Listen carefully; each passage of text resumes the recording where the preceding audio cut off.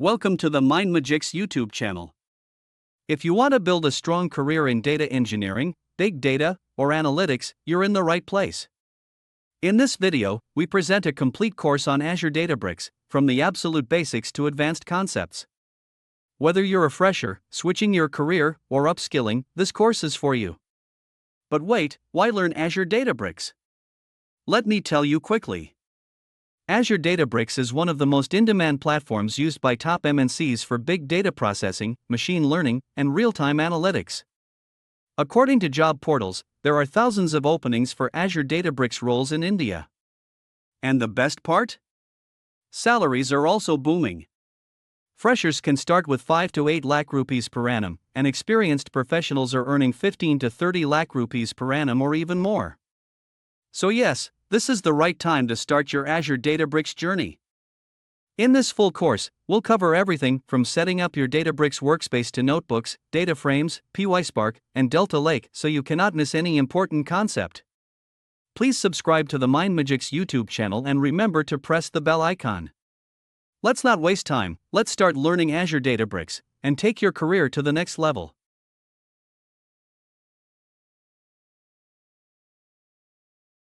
So this is how the course is organized. The first session we're gonna talk about getting started with Azure Databricks, how to create a workspace in Azure, how to create a cluster, playing around with notebook. That's gonna be about the first session. Then second session is about a Spark architecture, basically, as in when we execute a code, what happens in the backend, and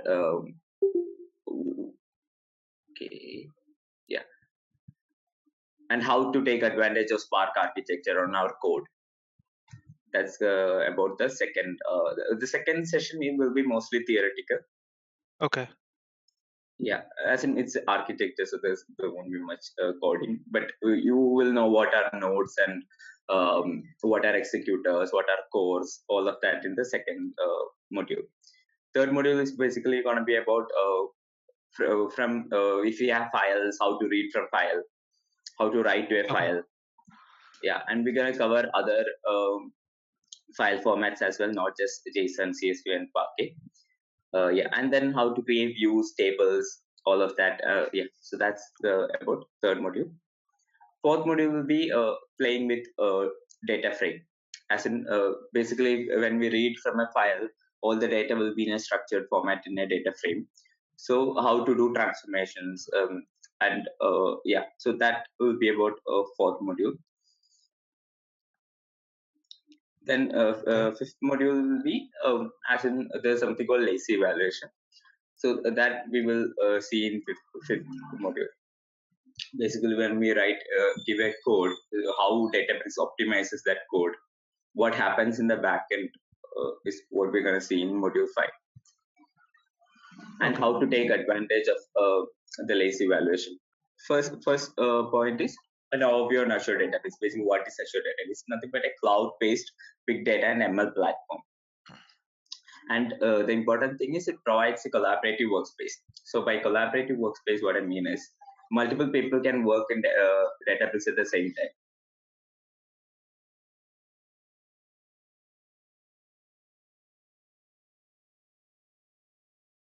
By collaborative workspace, what I mean is, say if we have, if I'm using one notebook, and then if another person is using the same notebook, and then if let's say if I make some change here, that change will be reflected in the other notebook at the same time. See, this thing has popped up saying that another person has logged in and using the same notebook at the same time. So here you can see it got updated automatically. That's about collaborative workspace. Multiple people can use at the same time. So if there is one more user, one more circle will come up with that user ID. Okay. Yeah, so that is about collaborative workspace. Then another thing is it works on Spark. So Spark architecture, as you know, the important thing about Databricks is it follows a distributed architecture. As in, if we give a code, it divides the whole code into multiple sections, and each section will be executed parallelly, and we will be getting the output faster. it deals with big data and to process this huge amount of data, we can take advantage of Spark architecture. So basically, the backbone of Databricks is Spark architecture, the massive parallel processing. Yeah. Then another thing is it can be used to train and build, as in you can use it to train and build ML models. It's just theory concept. We won't be looking into MLs here. Then other thing is since this Databricks the workspace is present in Azure, we can integrate with other Azure services as well, including Azure Blob Storage, Azure Data Lake Storage, SQL Data Warehouse, Event Hubs, and even Azure Synapse Analytics. All of that. We will be in later sessions. We will be looking into each of these. And plus, it can have seamless integration with business intelligence tools. Yeah. Then coming to key features of Azure Database, we have already seen collaborative workspace. As in multiple people, like let's say we have data engineers, we have data scientists, and business analysts. All of these people can work together on the same notebook at the same time. Collaborative and Apache Spark in it. We saw that the backbone of Databricks is Apache Spark.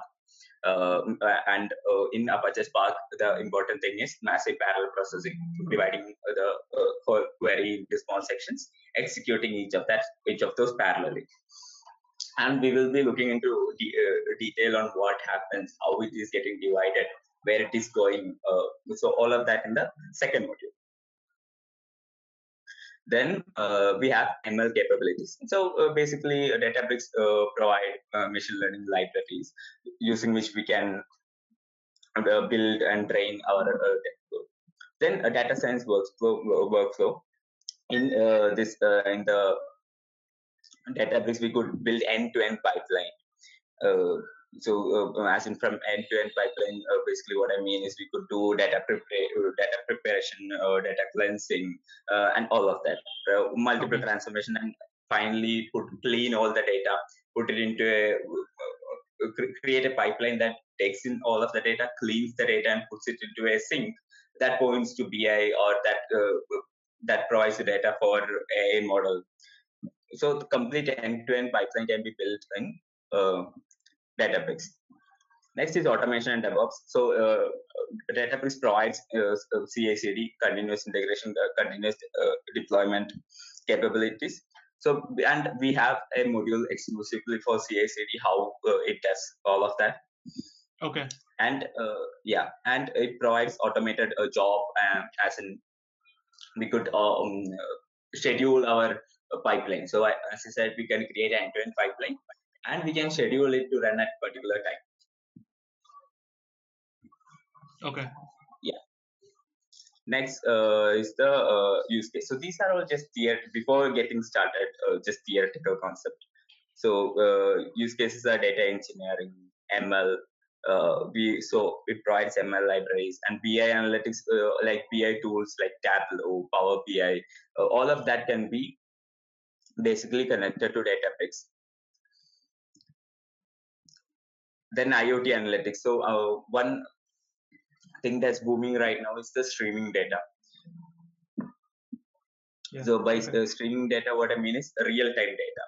So from IoT devices, we could send this real-time data to Databricks, and basically we could from this real-time data we could view the data. We could do transformations on this real-time data and get insights from this data. Next, then it's about genomics. Genomics is nothing but as in it supports we could identify genetic variations and build models for disease. Basically, it deals with healthcare data. That's all.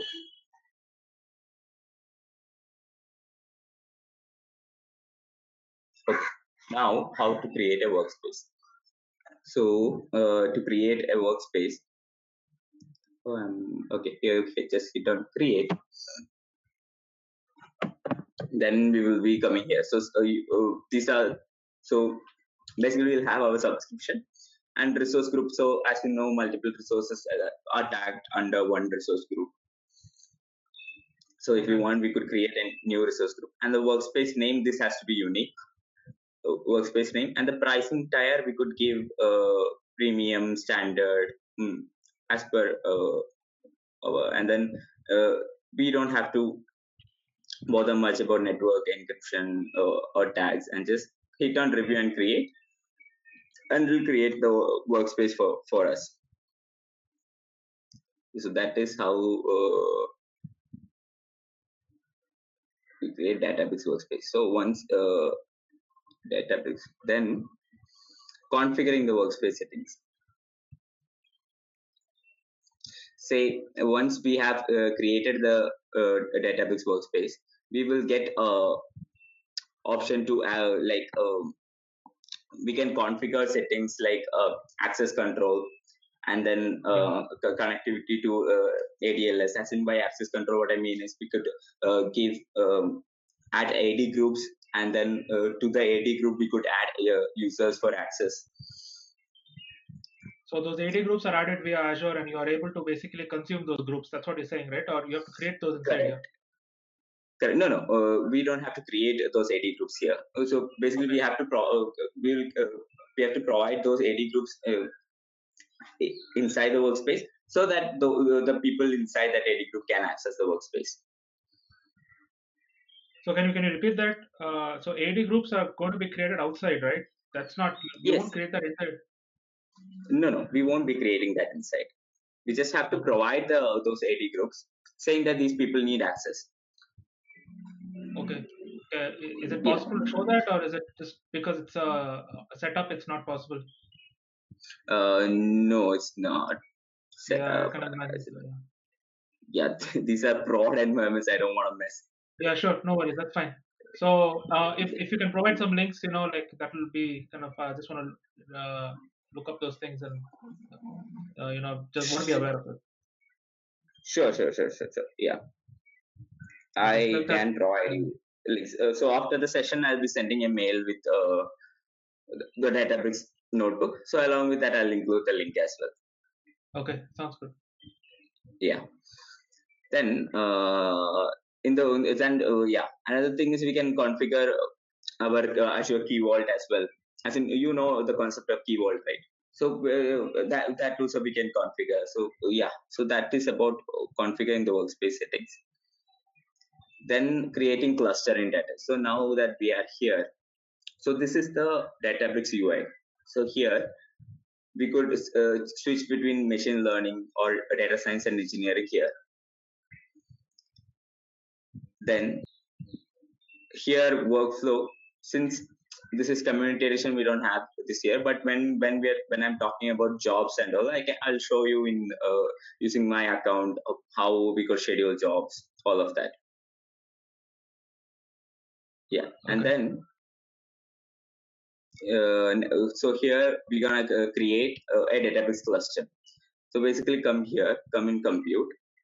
Inside compute we can create a cluster, and cluster name, -01, and then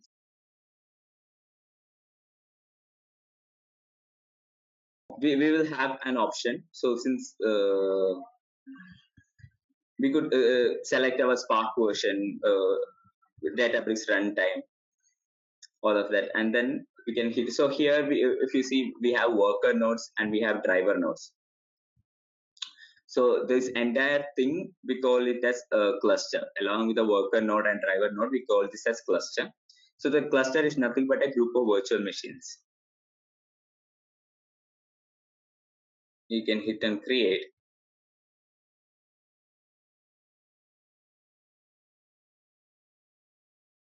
Basically, that will create the cluster. And yeah, next to configure the cluster, we will have so since this is community edition, we are not getting option, but we will have option to set the nodes. As in now, basically nodes are nothing but so we run our code on these nodes. So basically, nodes are just compute space for us. So we could set the number of nodes that we need. Basically, say let's say by node configuration, what I mean is um, we could set the minimum number of nodes and the maximum number of nodes. So node is nothing but you can think of it as virtual machines on which the code runs. So, and if we enable auto scaling based on the load, it will switch between the minimum number and maximum number. So that is about auto scaling. And then we could Spark configuration, like as we saw here, we can select the Spark version, all of that.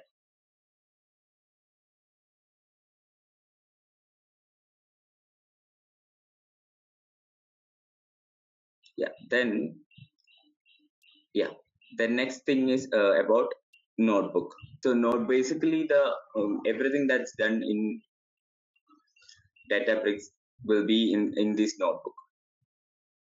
So okay, so let's say, and the important thing about notebooks is it is very interactive. So let's say if we could write some code and then we could execute the code and we will get the result here. So this is one data frame, and we just read the data frame and then we display the data frame and we will get the result here itself. So it is very interactive. We could create visualizations, all of that from the notebook. Okay. Yeah. So basically, now we will see how to create a notebook. So click on Workspace. Like I showed you earlier, we could create a folder. So I've already created folder. So let's say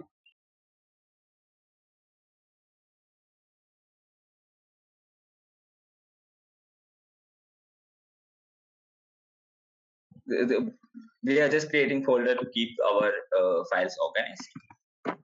So here we can create a notebook, and we could use this notebook as module 1, and we can set the default language. So basically, by default language, what I mean is we could select between Python, SQL, Scala, and R. So whatever code that we write here will be run in Python. But say, even if we have set the default language as Python, and if we want to run some SQL command, then we could give the magic command %SQL. So if we use %SQL, we can run SQL. Or if you want to run Scala, we could give %Scala, and it will run Scala code. Even though the default language is Python, we can run SQL commands here. Let's say, okay. I will just keep select one.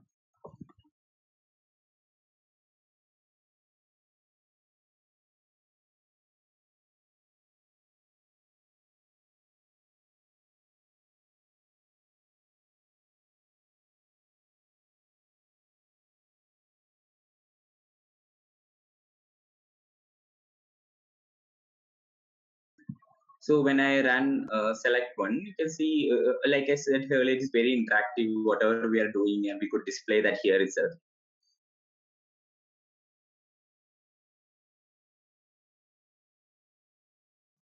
Yeah, so okay, now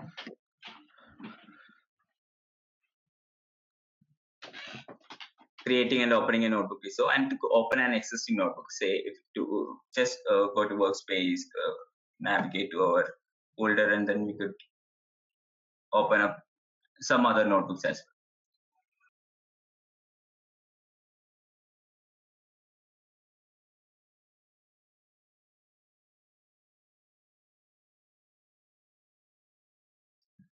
well. Next is about the interface. So basically, you should be knowing now how to change the default language here. And even if we have Python to run another language, we could use %SQL. That's another thing. And then we can have. So here we could have import notebook, export notebook, all of that here. Okay. Yeah, and how to clone a notebook also we could use here, but I'll show you how to clone using this other way. Rename, move our notebook to a different folder, then upload data to DBUtils. We will be seeing that now. Then create table and export. This is how we export a notebook. So we can create on export, and then we could hit on these files. So this will just be how the output will look like once we export. Then we have version history. So version history is nothing but we can link our database notebook to Git. So once we have linked our database notebook to Git, so if we make some changes, that change will automatically be integrated to Git. You know version controlling, right? Here, so the edit we won't be using edit much, as in whatever is present here, we can do that inside the cell itself. Yeah. Then here line numbers, all of that. And then help, yeah, that's about this. And then here we saw if we have multiple users logging in, we can see them here. Okay. Yeah, if multiple users are using the same notebook at the same time, we can see their user ID here and say, since this is saying green, I'm having a green sign here. So if you have one more user, let me see if I can. What I'm saying is it will come up as a different color.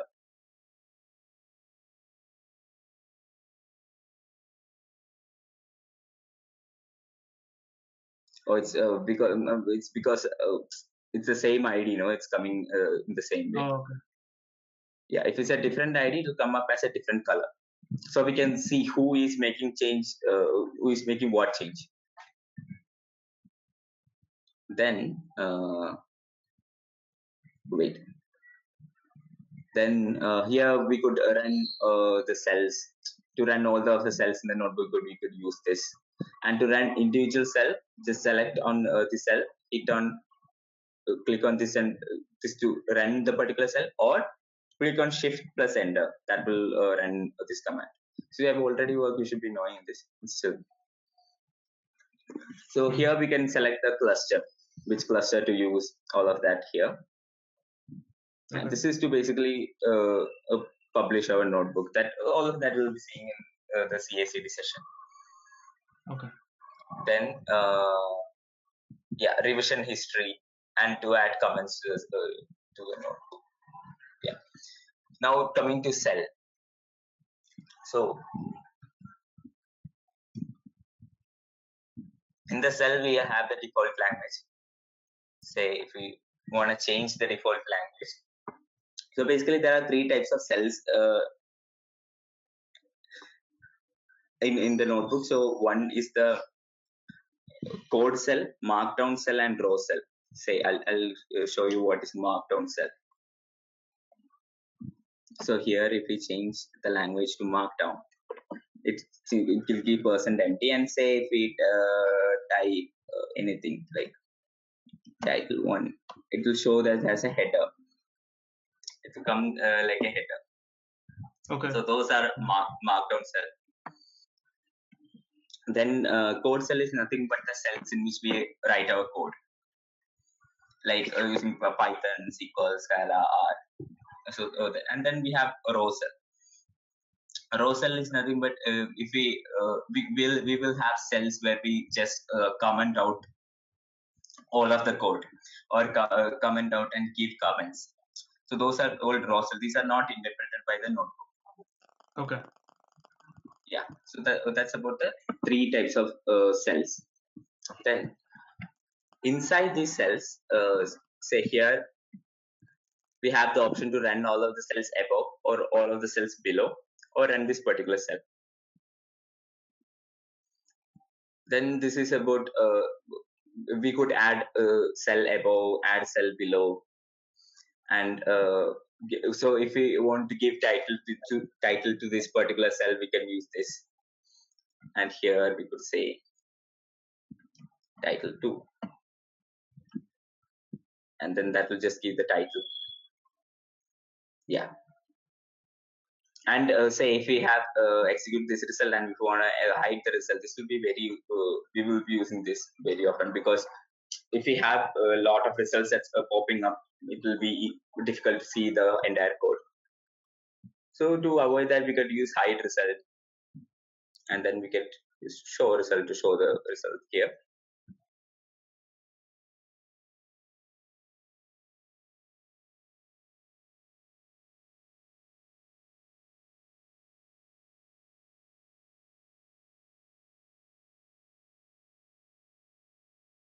So we basically we saw 3 types of cell and working with code and text in notebook. Then how to create a new cell, so we could click on the plus here to create a new cell, or we could go here and add a cell below. That will add cell below. Next is basically writing code. We saw if you want to write in some other language, you could use this, or if you just want to go with Python, you could go print,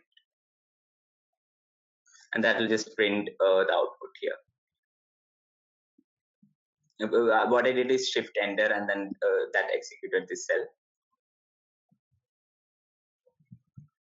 Then writing text, we saw how to write the text, and then displaying code within text. So inside say inside the markdown language, if you want to write code, you use the backtick and then write code inside this. That will just show as a highlighted thing here. Then to switch between cell, it is very easy. We could just go and select here. And now recently Databricks has provided, as in recently in the documentation I saw, we could run multiple cells at the same time. So that is one very recent change that they have made. So I'm yet to look into how we could do that, but it is possible. In the next session, I'll be showing you how we can do that. Then switching between cells we saw, and now we will see how to import and export notebook. So basically, we will create here export a notebook, export as a TPC file. Yeah. Now we'll click on import notebook.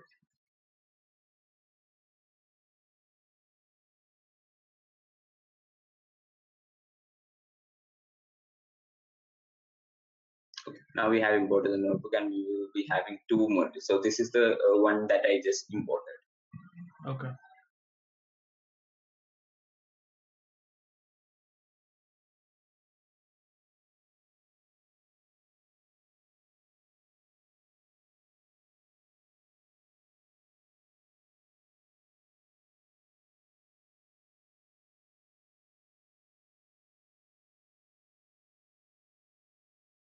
Next is about connecting to data sources. That is really not in the scope of this session. So as in we have an exclusive module on how to connect to other Azure data sources. I can show you how to basically to get a sample data set.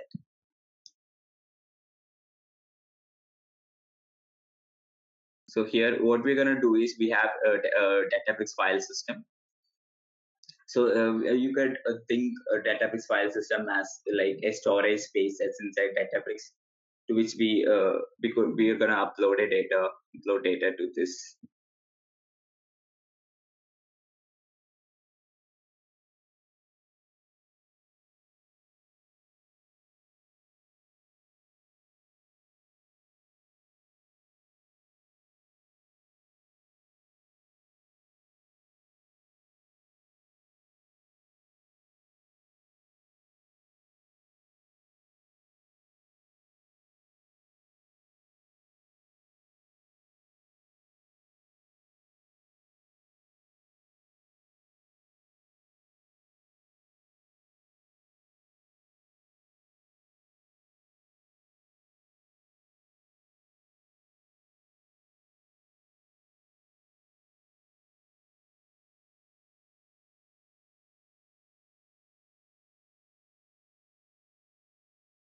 Okay, now if we go inside data, we should be seeing this.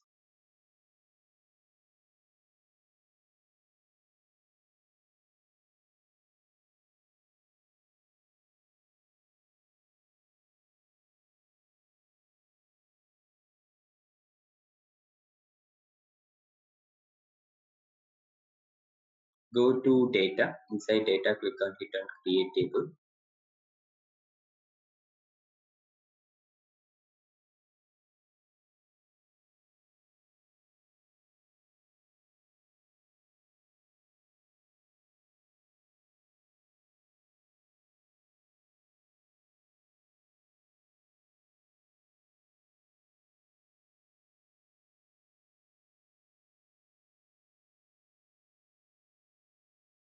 we will copy this particular file path,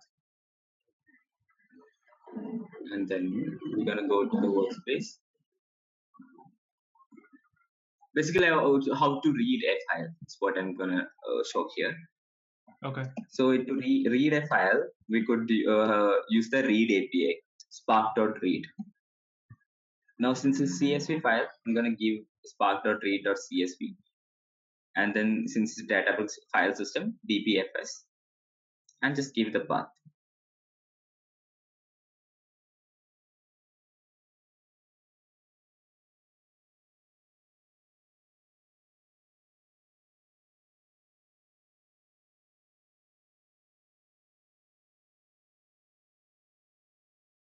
If you can see here, the first line is not the header. So to make the first line as header, I could give header.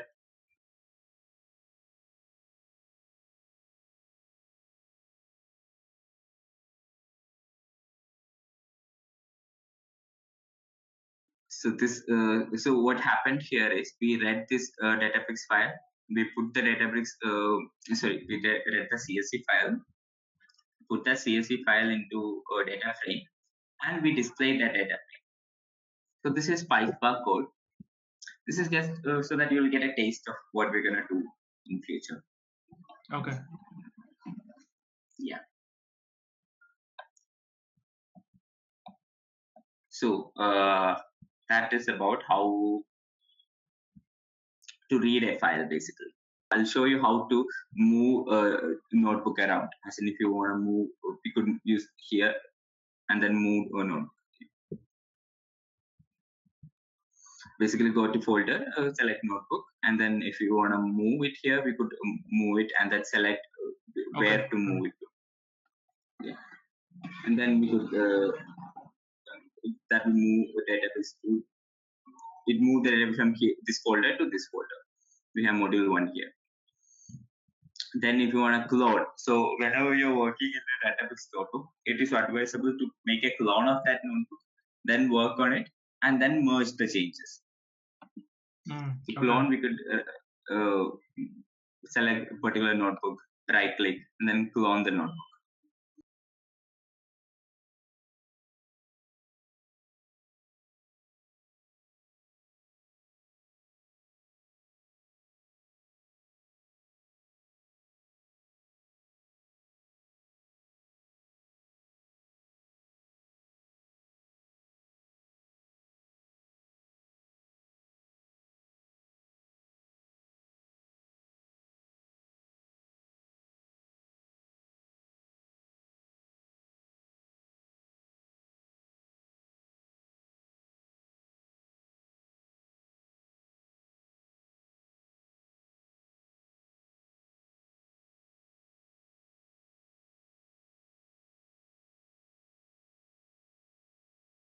Yeah, so that is how you clone the notebook basically. Then yeah, we saw how to create. No, so that basically you right click, hit on clone, and then give the path where you want to clone, and then you'll be able to clone it here. But I'm not getting so how we move the notebook. Now we will be getting a create clone option here, but I'm not getting it. Maybe because of the communication, I'm not getting it. I'm not sure. Oh, okay. Some limits are there on the usage. Okay. Yeah, but we should be able to clone. But okay, that's fine. But that is, yeah, that's the process. You understood, right? Yeah. Right click clone. Yeah. Then okay. So that is it. I'll do one thing. I'll export this one.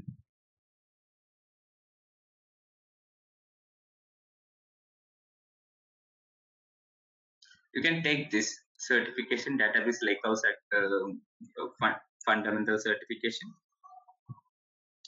This is how it will look like. It is very easy. So after the Delta Lake architecture, that session, you will be able to take this up. Yeah. So basically, after you finish this code, you will have something called essential capstone.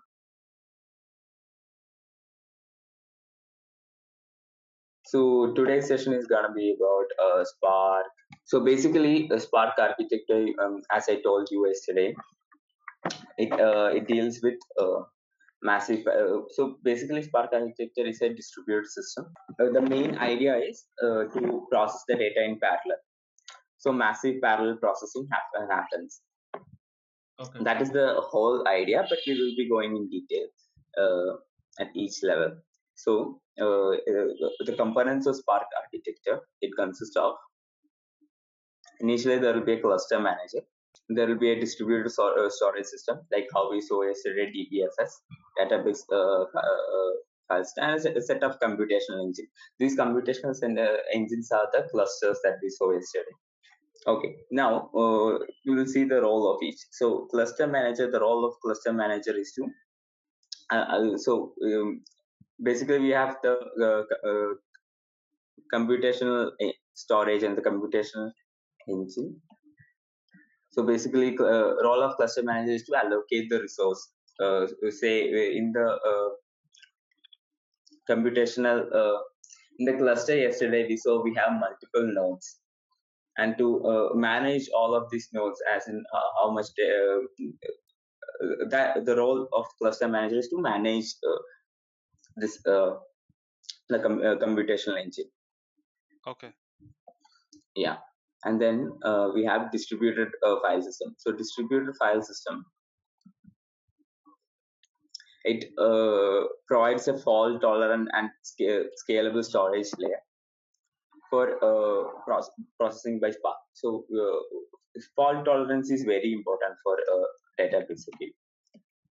I don't want to deviate from the topic, but once we cover these three topics, I'll talk about fault tolerance. Okay. Then the other thing is, so that's about distributed storage system. It's nothing but it provides fault tolerant scalable storage layer for processing the data, and this the Spark can integrate with a variety of distributed storage system. It could be Hadoop file system, Amazon S3, Azure Blob Storage, anything. Then Spark core. So I'm going to talk about computational engine. So it has a set of library for machine learning, graph processing, etc. And then and using the computational engine, we could schedule jobs to run our notebook. And the computation engine also provides fault tolerance. And another important thing about Spark architecture is the main data structure of Spark architecture is resilient distributed data structures. So resilient distributed data set, RDD. Okay, it's nothing but it's it's a collection of data, and it can be processed in parallel. Okay. Across multiple nodes. So if we have a huge, say, if we have a data set that's huge, it could be divided into multiple sets and sent across multiple nodes. So each node can provide the output and then send it back. So Okay. And this is also immutable and fault tolerant. So this is the internal storage where all the calculations are done, is it? This is the basic data set. As in, how do I put it? Yeah, you can say it as internally what is happening, but say now we are dealing with a data frame, right? This data frame is derived from RDD. So that is resilient, it is immutable and fault tolerant. So basically the overall idea of Spark architecture is to enable scalable, fault tolerant data processing using combination of distributed storage, distributed computation, in-memory caching. Yeah, and Databricks provides in-memory caching. That is why the processing speed is faster. Okay. Now coming to fault tolerance, and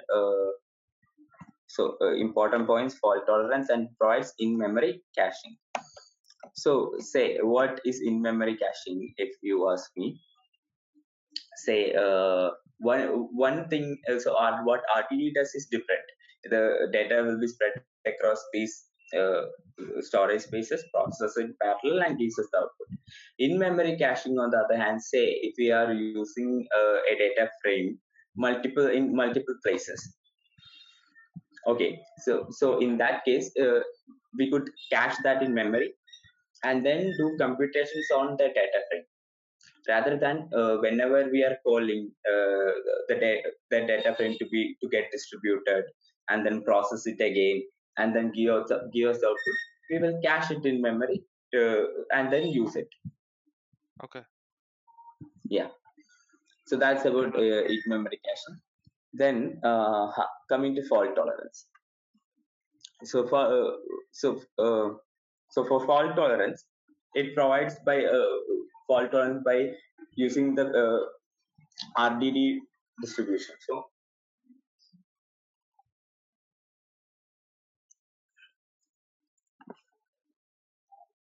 what it means is,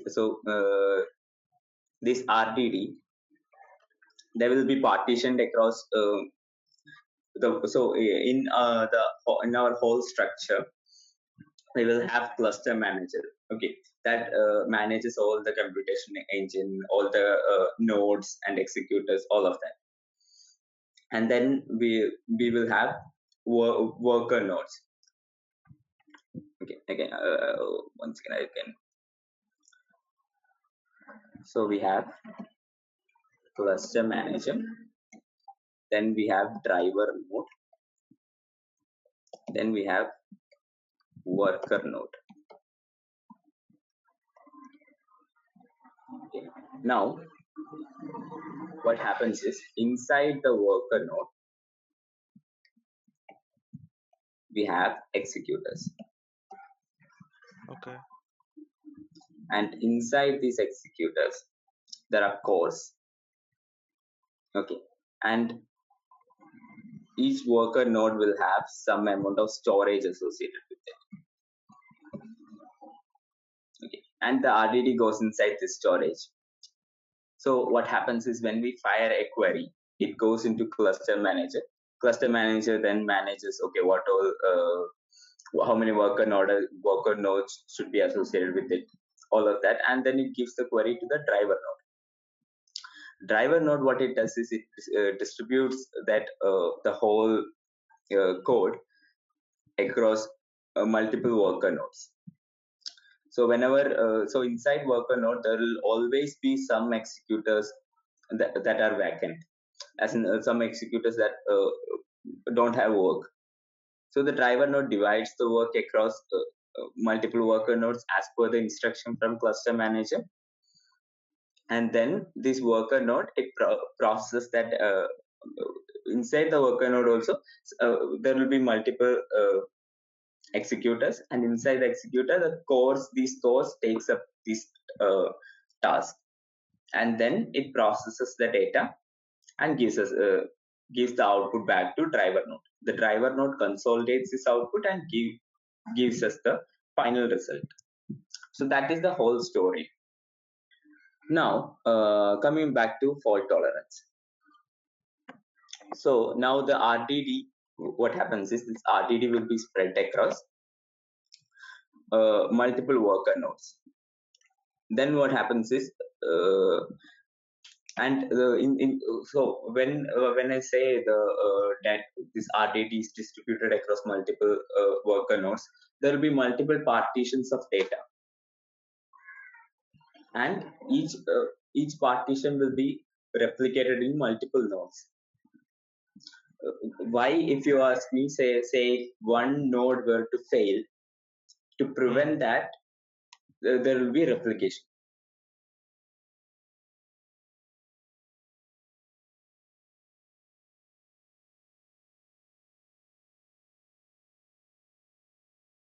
So partitions are replicated.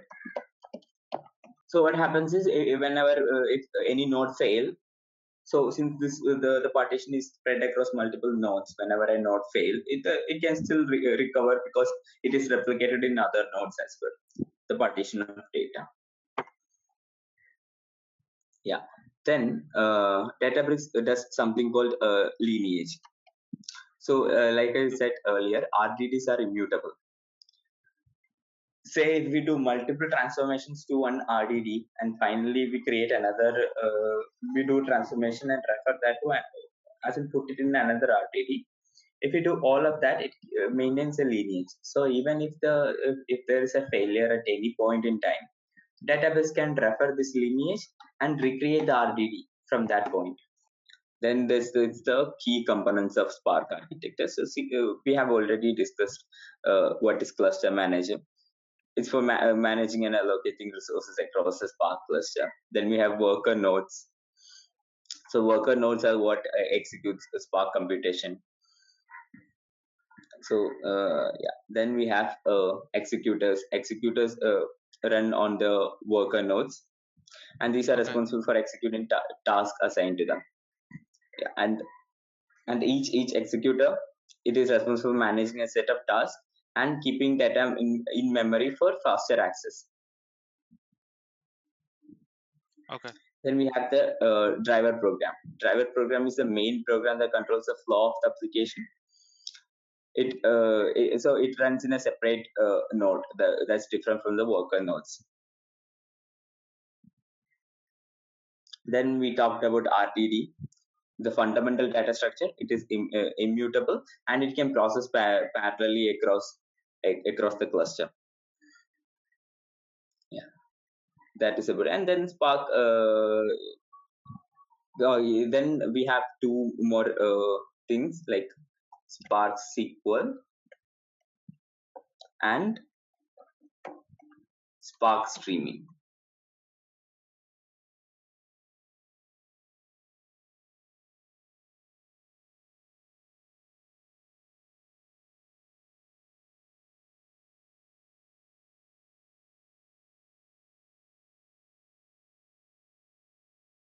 Okay, so Spark SQL. Spark SQL is a module in Spark to process structured and semi-structured data with a programming interface using SQL-like syntax. Say, yeah.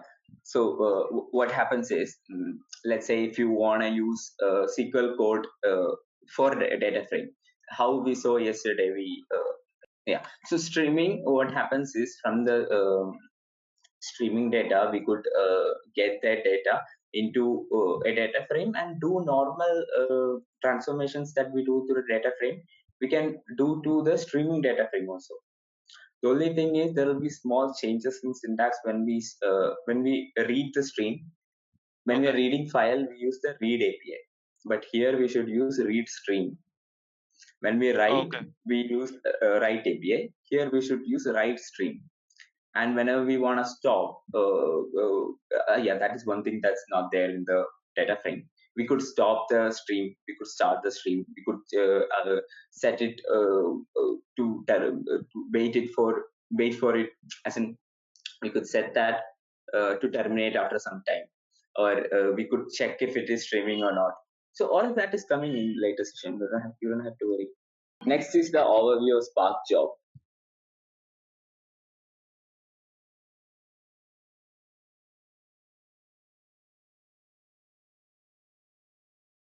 Spark job is nothing but we could whenever, let's say we wrote a set of code and then we give that code, and then when we execute that code, it's nothing but a set of tasks that are submitted and submitted to be executed on the cluster. So that is the whole thing with Spark job. So we have job, we have task, and then we have stages. So this is the level of jobs. So say when we give this any code to for the database to execute, the whole code will be called as job, and that job will further be divided into tasks and stages. Okay. Yeah. and each of these stage will be taken up by here we have cores, right? Each core will take up one stage and then execute and then give us the output.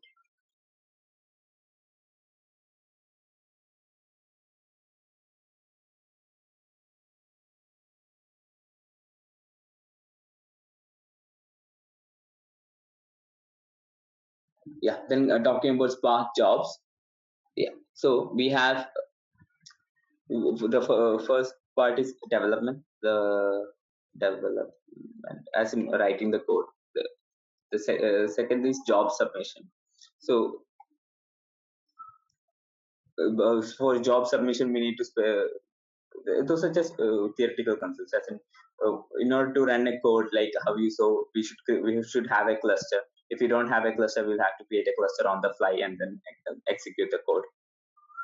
Okay. Yeah, and then that is job submission, and then job scheduling. Say if we want to run any notebook, we could create a job for that, and then we could have that execute at any time, any point in time. Schedule. As in, I will show you how to schedule a notebook. That is coming in the later session. And then job execution. So at this point, you should already be knowing how the execution works, how massive parallel processing works, how it takes up data and distributes it across multiple worker nodes and does the processing in parallel. And then we have monitoring. This also is coming in the later session. I'll show you how to monitor the execution. Okay. So when we talk about we have something called performance features. So here I'll be showing you how to monitor if a Databricks cell is running for longer, how to troubleshoot and know what's happening in the background. So in RDD, there are transformations and actions, like I told you earlier. Similar to in Dataframe, how we have transformations and action, we have the same thing in RDDs as well. So what happens is, let's say how I told you, it will take all the steps, and then finally before calling the display function, it will take all of that, creates an optimized plan, and then executes the display function. So this display function, these are called as actions, and all of these are called as transformation. All the steps above are called as transformation, and then the display function, the write, all of that will be called as actions. So that also is coming in later session. How to differentiate between transformations, actions. So the important thing to remember is it's a distributed system. We have a cluster manager, driver, worker. So cluster manager is for managing all of this. Driver divides the entire computational code into and gives into worker node. Worker node takes up this task, does and divides it into stages, gives it into each core. The core processes it, gives it back to the executor. The executor gives it back to worker node. Worker node gives it back to driver node, and driver node gives us the output. So this module is about reading and writing from Databricks. So before starting that, first thing is to understand different file formats. So to start with, we have CSV file. You must be knowing this already, but just to keep Sure. CSV is nothing but comma separated values. Here it will be stored in a raw format, as in each there will be each line represents a row, and the columns are separated by commas. So that is comma separated value, row based storage. And then we have JSON, JavaScript object notation. JSON is an example of semi-structured data format. Here, Yeah, and it is optimized for reading large data sets and provides access to specific columns. So in JSON, the file will be, I'm pausing sharing. I do have a JSON file. Let me get that. If you are aware of JSON, then Yeah, you don't have to show it. That's fine. I know what JSON files are. Yeah. yeah, okay.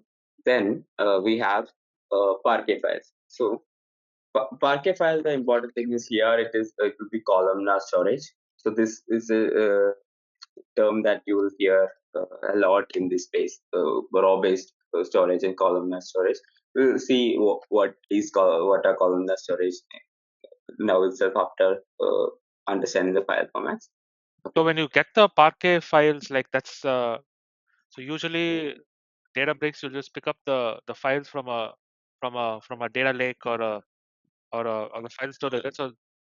So essentially we are assuming that the Parquet files are already available, and Databricks So is not well, used to create those Parquet files, or can you actually do that also? yes, we can create, and we will see how to create in this session. We can create Parquet file, we can create JSON file from Databricks. Okay. Yeah. Then we have ORC. ORC is another format, optimized raw columnar. It's similar to Parquet file. It has columnar storage and everything. Okay.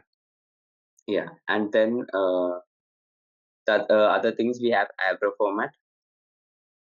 So it's a binary format and it's mostly used for data serialization.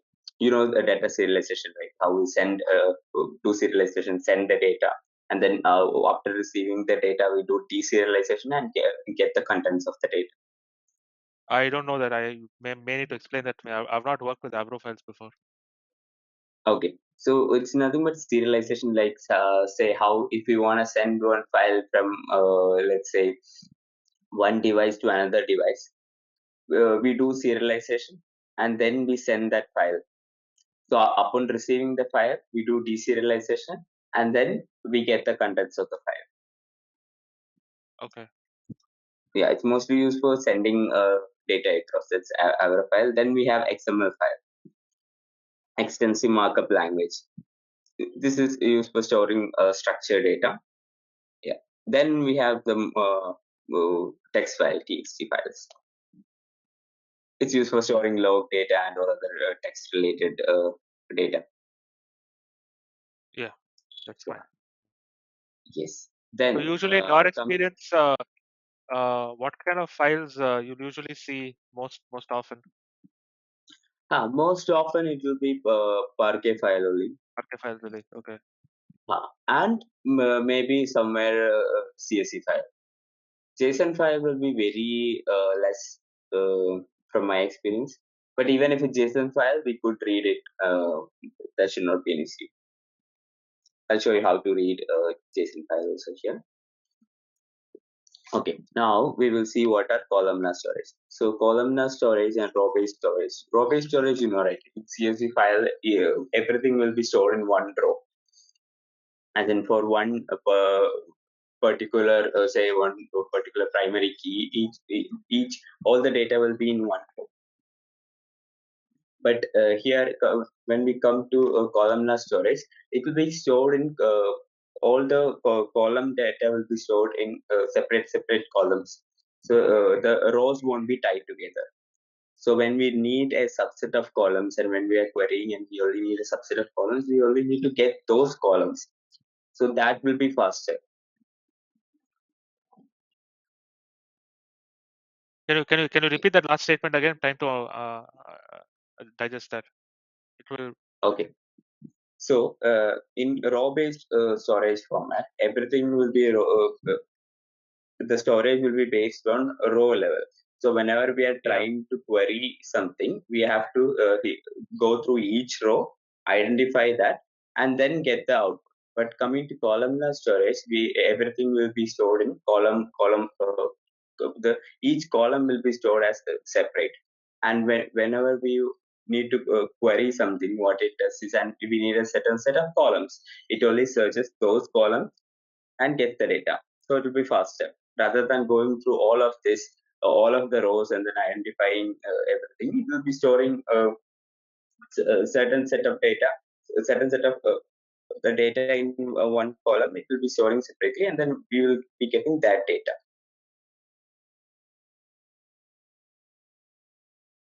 Usually, what happens is whenever we mount our ADLS to Databricks, we will get the path using that. So it will start with DBFS itself.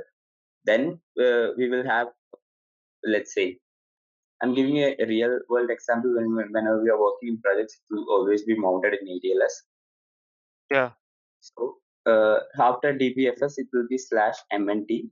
This is the mount point. Yeah. So you know what is mounting, right? We make a directory in ADLS available to Databricks. So whenever we need to access any file from that mount point, we have to go through DBFS and access it. It's a Databricks file system, mount point, and then from the mount point, you will give the path. So let's say if mount point is inside a container, a folder inside a container. So from that folder, the path after the folder you have to give here, so as to access the file. Got it? Not completely, Adarsh. If you can explain that a little bit. Okay. So let's say we mount dbutils.fs.mount, and then we give the path, and we give our ADLS path to mount, and then we give that mount point as MNTA. Okay, this is the mount point that we have given for this particular path in ADLS. Okay, now here. Can you explain that? Like when you say you're giving a mount point, like how do you make those determinations? That's based on business requirement. So let's say if you have an ADLS path and we need to access the files from that path. That path we will be giving as mount point.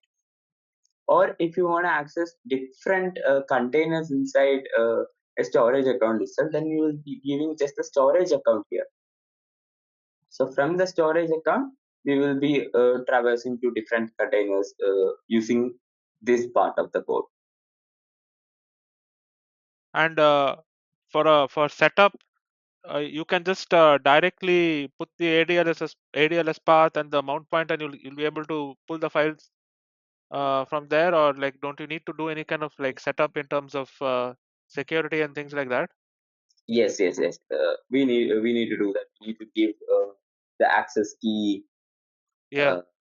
app, all of that. Yeah, that we will be seeing in later session. So we mounting and all is coming in later session.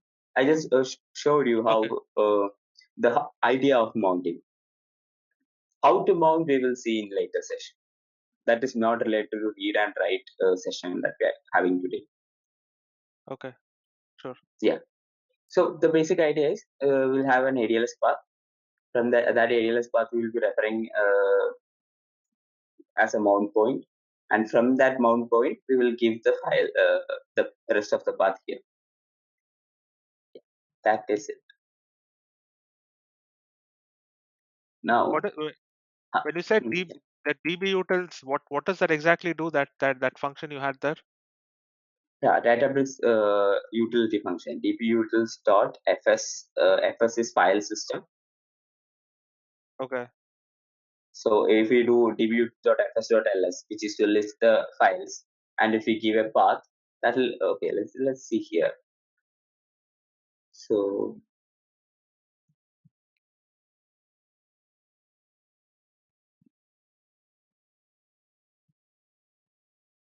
I need to create a new resource. This might take some time. Okay, so what happens is we are trying to check what all files are present inside this particular folder. That is dbutils.fs. Similarly, we have dbutils.mb, we have dbutils.cp to move the files, to copy the files, then to mount dbutils.fs.mount. Yeah, don't worry, all of that is coming in later session. Okay. when we play around Databricks here. So this session is exclusive for read. Yeah. So now here, let this complete. Then we will be able to. I'll be able to read the file from the CSV and then display it here.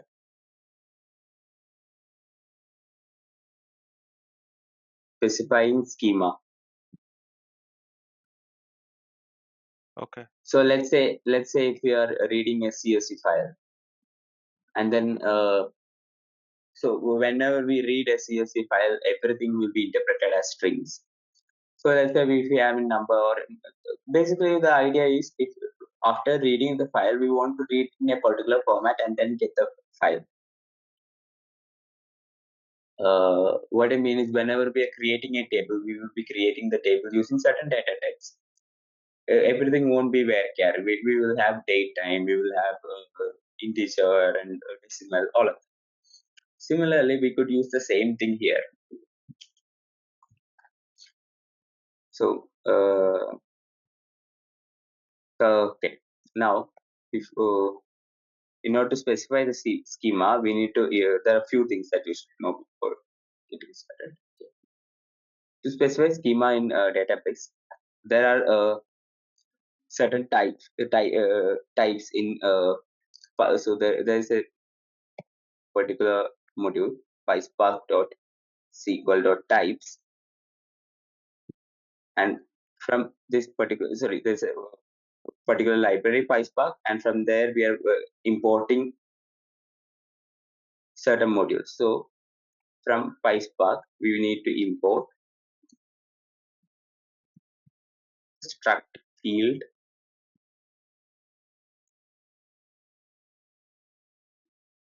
and struct type.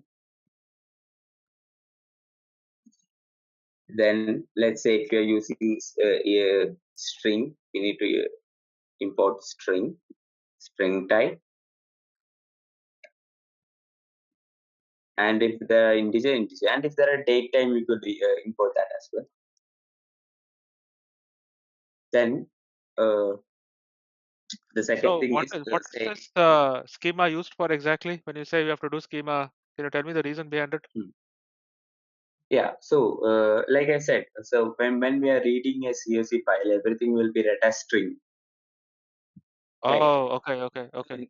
Yeah, but if our requirement is that the third column is a number, and if you want that number as an integer, whenever we are reading itself, we could specify the schema and read the file to the data frame.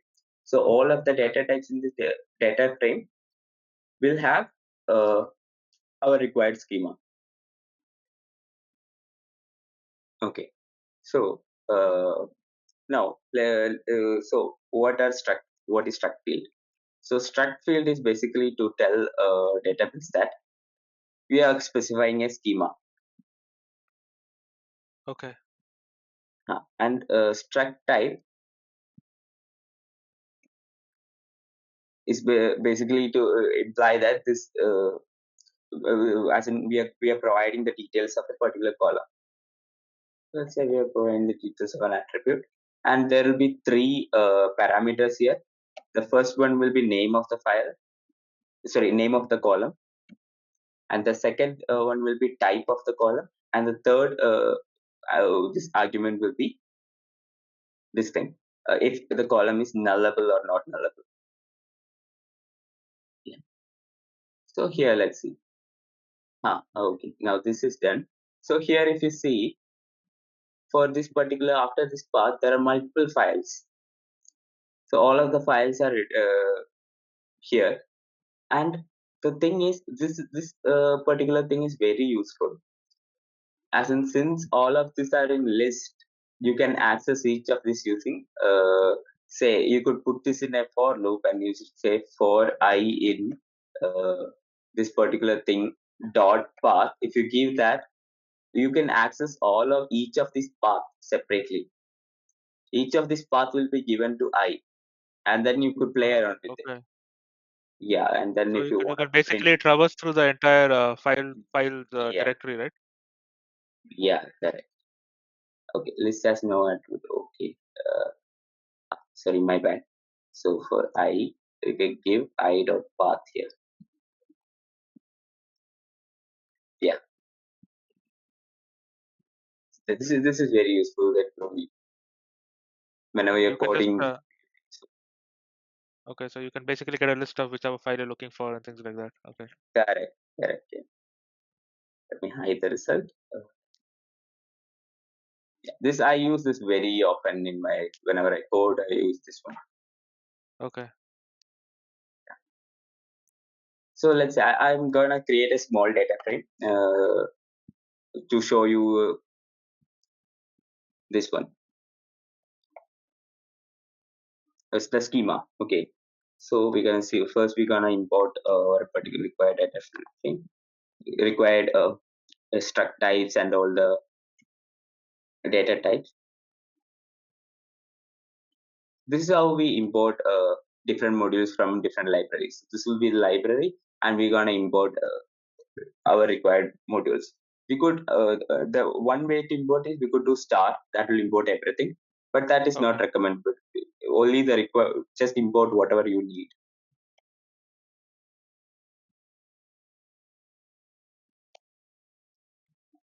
Struct type, struct field, and then we have string type.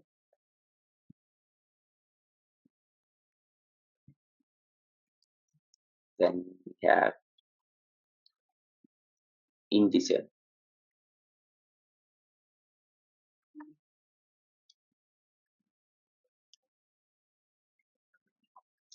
And let's say so if you want to create a sample data frame anytime, this is how you create a sample data frame. Now to create a sample data frame, spark.create data frame, and then give the particular data here. Okay, now we'll give df, then I'll display df, and I'll show you how to get the schema also.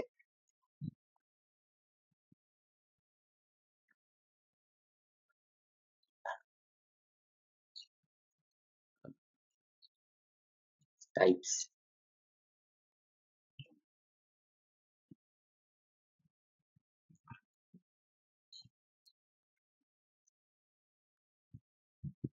Okay, now we have not specified anything, so now df dot print schema. Okay, so this df dot print schema will give us all the list of the schemas. So now here it is string, long, and string. Now we will specify our schema.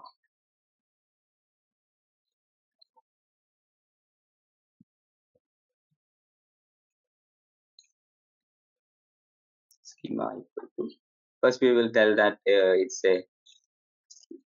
is schema that we are specifying.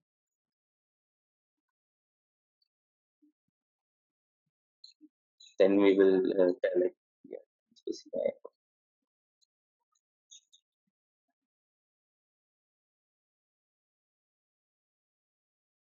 a particular column. And then the name of the column will be name, and it's a string type.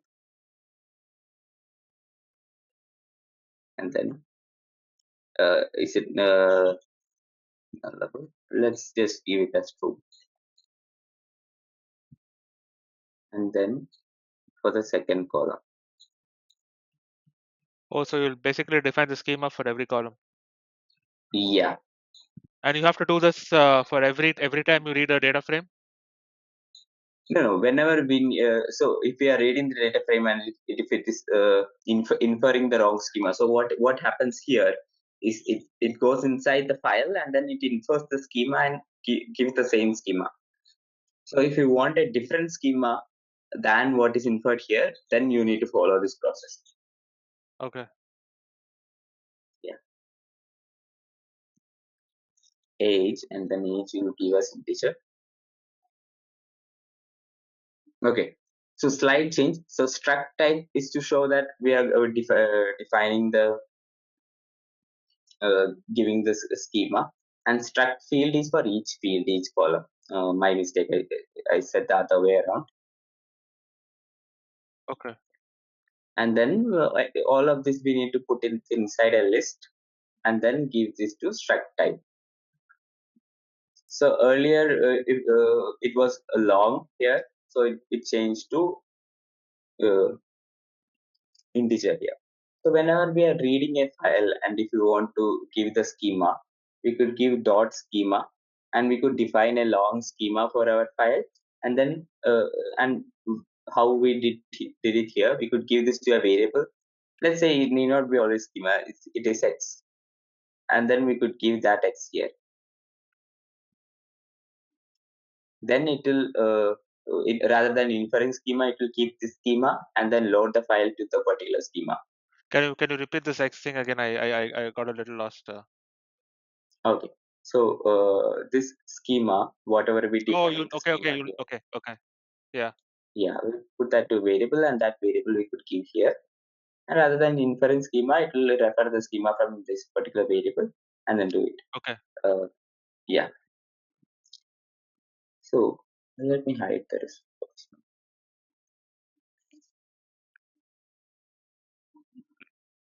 So now we saw how to define schema.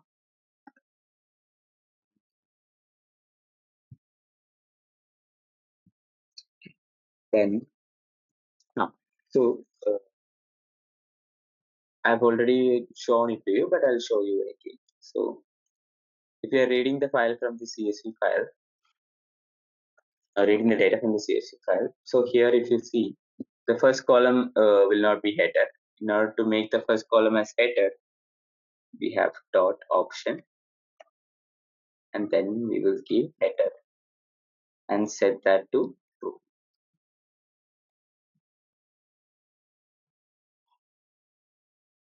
That will basically take the first line as header.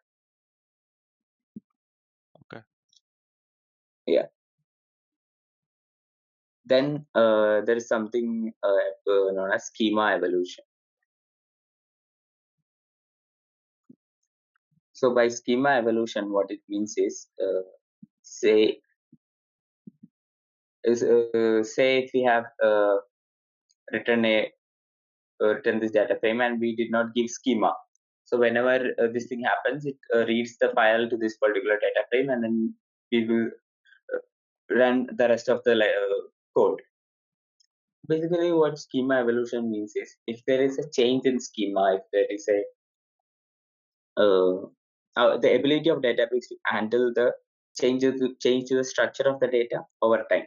As in, if there are additional columns added, or if there are additional columns removed, or if there's any data type change of any columns, Databricks can handle that. So basically, the ability is to read one type of schema and give the write it out in a different schema. Read one schema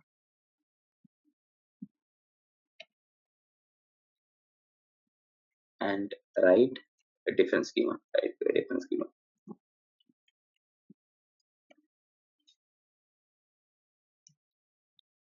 Yeah. So basically, what I mean is, over time, if there are columns added or removed, we can still read the data and process the data. But if the schema changes, how will you manage the schema though? So If the Spark file. automatically detects the schema of the input file, and then writes only the required data to our output file. Okay. So let's say if we have df and we took the data from this particular path, and then whenever we are writing the file, let's say okay, I'll show you how to write it. So if we do df.select and then give the required column names, here I'm going to give column names, and then if we do to write, we use the write API, spark dot dataframe dot write dot format, and then give the particular format. dot save. So here, if you see, what happened is we read the file. So even if there are changes here, we read those changes, and then we get the required column and write it to a different file format, or write it to the same file format even. So the basic idea is the Spark has the ability to read from a particular schema and then or particular format, and then write to a different schema and different format. So that is how they handle schema evolution. So even if there are changes that happens to this particular file in the in future, they will be able to handle it. Okay. Yeah.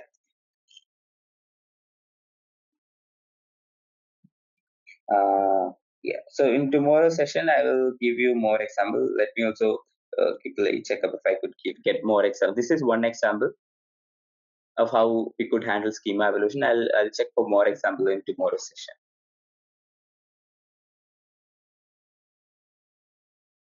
Handling header and footer.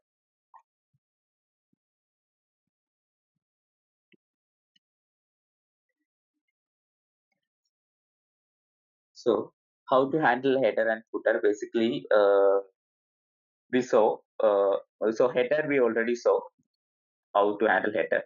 Option dot option header we give it as true. That will handle the header. Now let's say if there are footer and we want to skip the last 3 rows. So here I'm getting 10,000 rows. Okay. So when reading, let's say, if there is a footer, if there are footer in the CSV file and I want to skip those files, we could give footer here, and then since it's 10,000, let's see, I'm gonna skip 5,000 rows. The output should just be okay. What here? Okay. Basically, using this option, we should be able to do it, but somehow I'm not able to do it.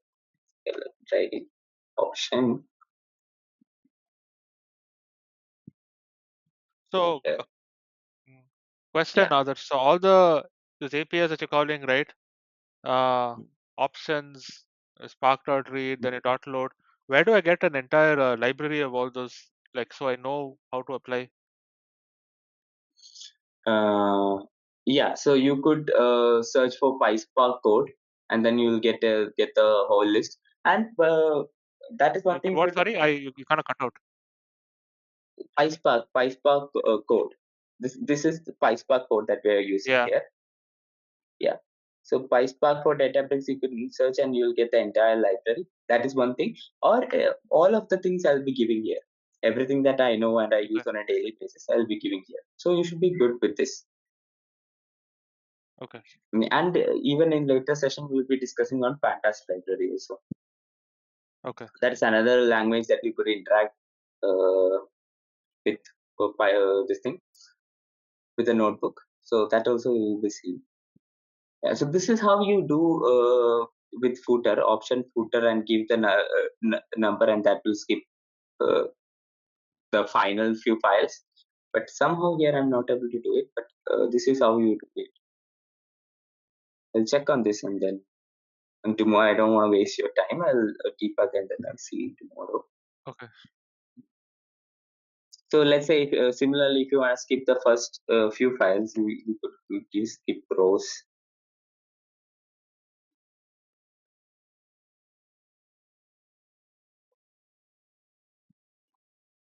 Yeah, so that worked. So here we had 28. I skipped the first 3 rows and we got 25. This is option to skip the first few rows. Okay. Now the next is to handle delimiter.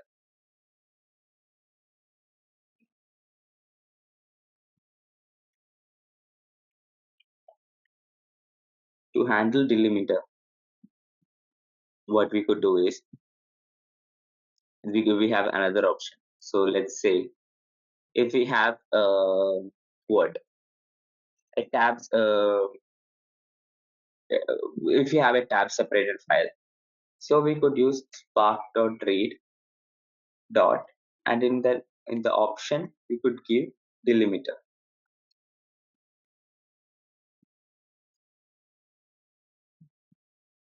And then you could give the particular delimiter. Let's say if we have a tab separated file, give /t for the tab separated file. That is one way. Or instead of delimiter, there's one more parameter that you could specify, which is set dot option set. And then set we could give here particular, even if it's line, we could give here. Yeah. Okay. Yeah. So that is about it. And then so the next thing is so in Databricks mostly we will be dealing with Parquet files. So let's see the advantages of Parquet using Parquet files. So the most important is it's columnar storage, and to store it requires less space, and then accessing is also faster. Yeah. Then then we have compression in. We could specify the compression for the Parquet files. We have snappy compression, and snappy is one of the compression type that we use very often. So that you can specify, and that will further reduce the size of the data. Okay. Yeah. Then we have encoding, and in encoding, that will increase the query performance, and also it will reduce the size of the file. And it supports predicate pushdown, like what we saw yesterday. Predicate pushdown and column pruning. You remember, right? Predicate pushdown is nothing but if you have a where clause in select. Yeah. Okay. Yeah, that will be applied to the source, and we will only read the required columns. That is possible in Parquet file. And column pruning. Column pruning also will only read the required columns. Yeah. So that is about it. So to get started, we're gonna see first the definition of data frame, and then we will go from there to different functions. So data frame, we have already seen what a data frame is, but from a theoretical perspective, data frame is nothing but it's a distributed collection of data that's organized into main columns, and it is the fundamental data structure in Apache Spark and Databricks. And yeah, that is basically data frame. It's nothing but it's just a collection of data that is organized into columns. Now, coming to benefits of using a data frame, so benefits between data frame and an RDD. RDD, we already saw resilient distributed data set that can be distributed across multiple nodes and processed in parallel. So first point is higher level of abstraction. So when we are comparing that data frame against RDD, here data frame provides higher level of abstraction.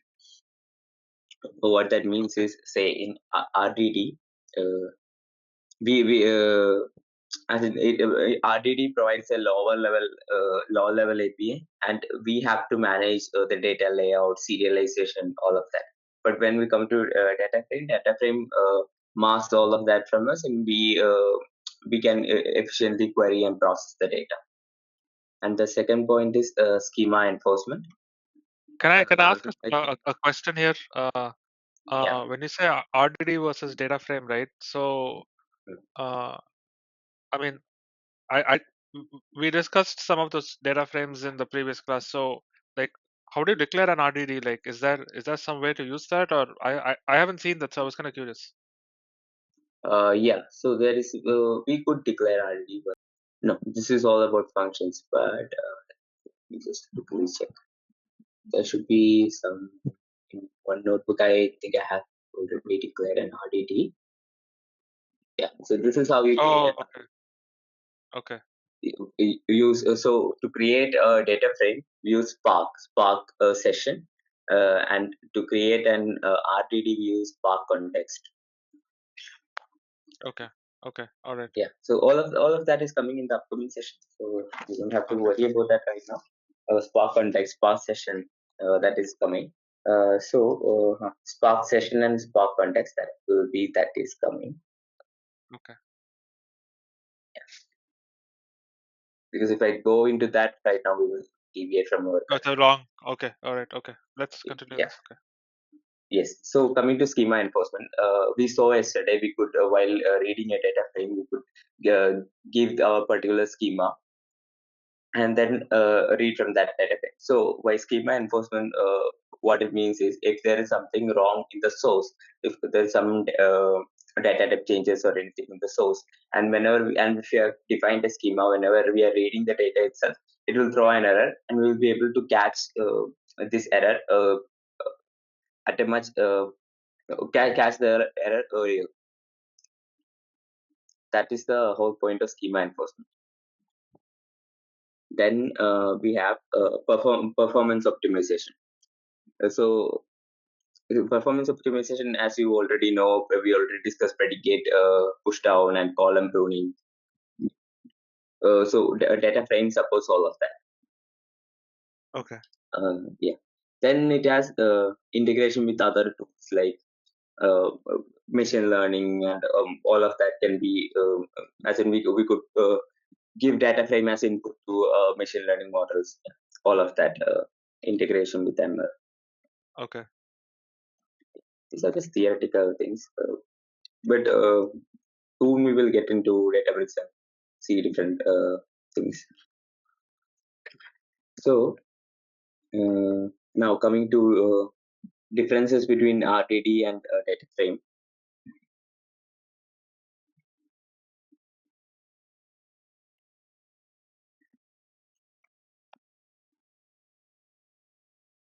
So the first thing is data representation. So RDT is nothing but collection of objects, whereas as in there won't be any. Let me check if I could show you that. See here, this is how an RDT will look like. Oh, okay.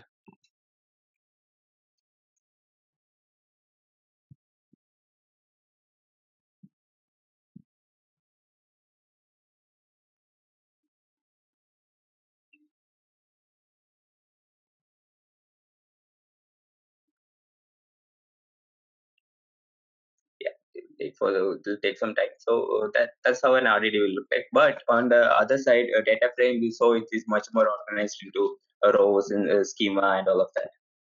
Okay. Then schema enforcement. So first one is data representation. Then we have schema enforcement. As you know, data frame enforces schema. It has a set of it will have a schema defined to it, but RDT on the other hand doesn't have schema enforcement. So if we have any mistake or if we have any mismatch in the source, we will be catching it at a very later point in our node. Then there's something called as lazy evaluation. I'll give you I'll tell you what lazy evaluation is. So we already discussed. So if there are 10 lines of code, all of these 10 lines of code will not be executed whenever we write the code, and when we execute the code. In reality, it won't be executed. Only structure of the code will be taken into memory. But whenever we do some actions, like whenever we display or whenever we write to a file, that is when all of these 10 lines of code, it takes the whole thing into memory, it optimizes it, and then runs the code. So that is lazy evaluation. But don't worry, a detailed session is there on lazy evaluation. Okay. But yeah. So the thing is, RDTs are lazily evaluated, but whereas in data frame, what does it? It uses catalyst optimizer So like I said, it will take all of that code into memory and optimizes it and then runs the code. So in between, there's a catalyst optimizer that comes when we are using Dataframe. So that is about lazy evaluation. An entire session is there on lazy evaluation, so you don't have to worry now. Then yeah, performance. Performance, we already know that data frame has more performance because of optimization technique like predicate pushing, predicate push down, column pruning. Yeah, because we have these things, it will only take the required data and then process it, and we'll get the output sooner.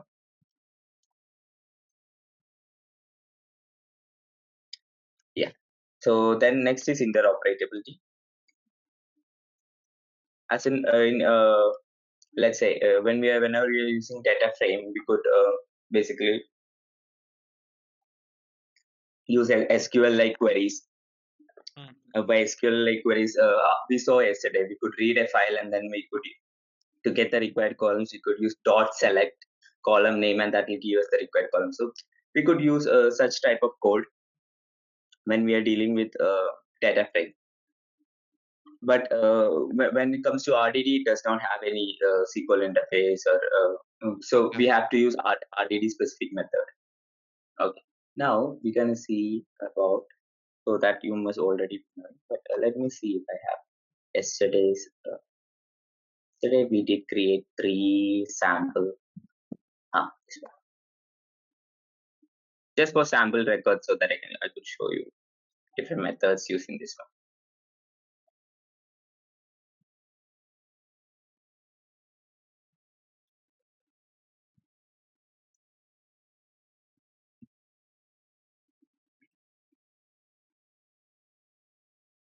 Okay, so now let's say out of these 3 columns, I just need just the first 2 columns. Yeah. So if you select, what it does is it will select as only the required columns that we are specifying inside the select. Yeah. So that is about select. Second thing is, okay, so say if you want to drop a column, so from the data frame, if you want to drop a column,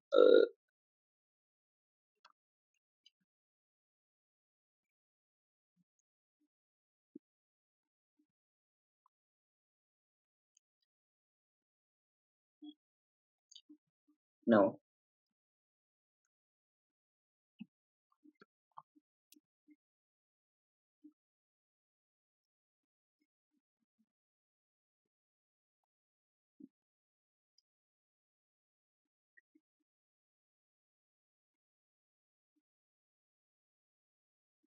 yeah, it didn't work. Why it didn't work is because this is the transformation it has to reassign back to our data frame. So here if you Sorry, see, sorry, what happened? Like I missed. So here if I want to drop a column, this df dot drop and give the particular column name, and that will drop the column.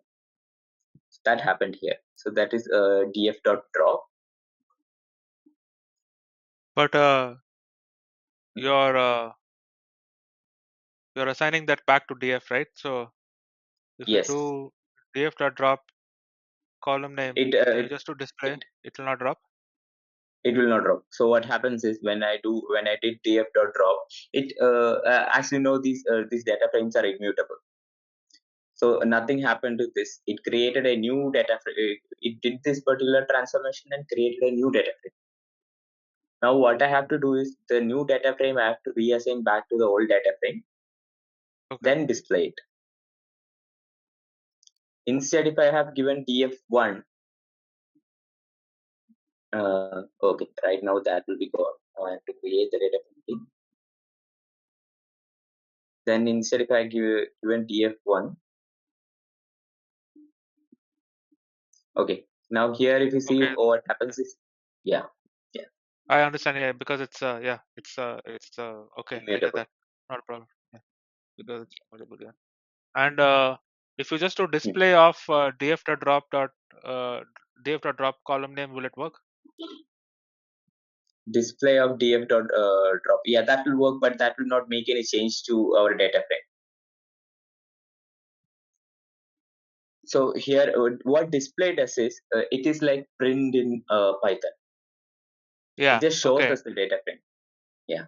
So if I do inside df dot, inside display, if I do df dot drop, what happens is it will do the transformation. It will create a new data frame and to show us that data frame. But that data frame is not assigned to anything right now. Okay. Sure. We Okay. have to assign that to another variable and then show. If you want to use that at a later point, you want to assign to a different variable and then use it. Yeah. So the next transformation that comes is filter transformation. So filter is to filter out the records. So since we have 3 records here, let's say df.filter, and then in the filter,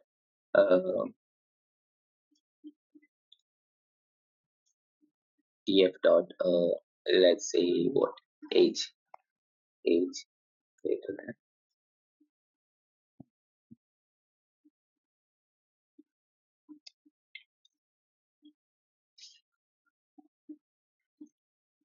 sorry.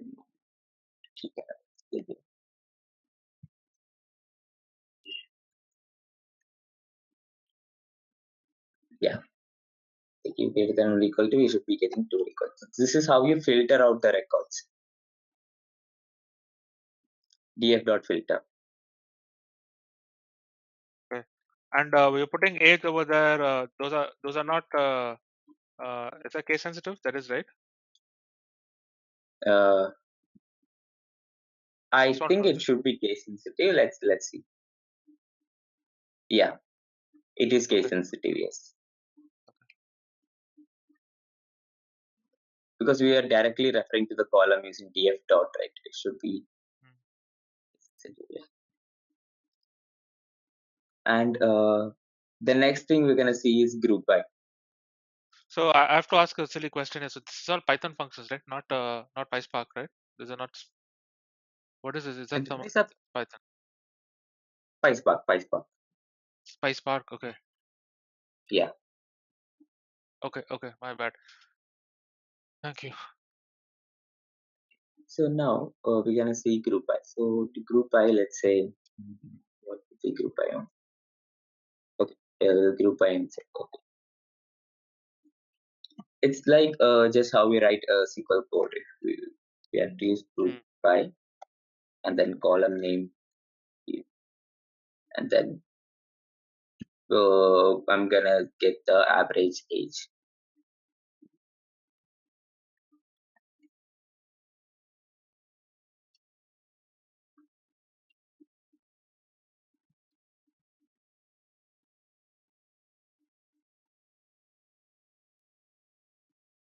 Yeah, this is how you group by.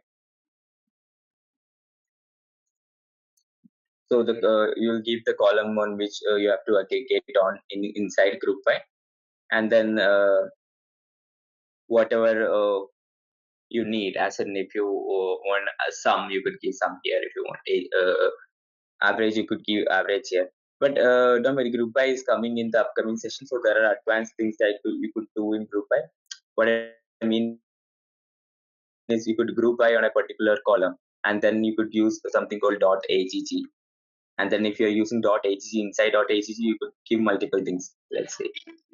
Oh, so you're grouping by multiple functions, multiple aggregates, right? That's what you're doing. Okay.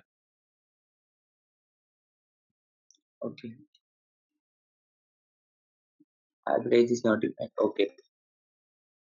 Okay. So here what happened is we need to initially import. But don't worry, those are advanced functions. Those are coming. This AGG and all is coming in the later session. But there are basic things that I need to show you before we move on to those things. Yeah. So that's about grouping, and then the next thing is to sort. To sort, we could use df dot Same error. It's case sensitive. That the DSC is descending. Okay. Descending. Yes. If it's ascending, changes to ASC. Wherever No. you go, you have to call the Dataframe dot column, right? Like df dot name. You just can't Yeah. write name, right? It won't. It won't You understand. can't. You Okay. can't write name. Df dot train. It has to understand. Yeah. Correct.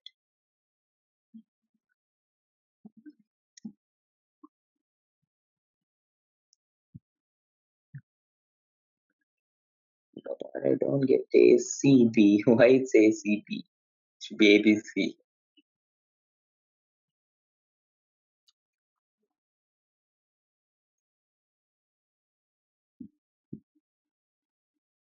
Is it doing the init caps?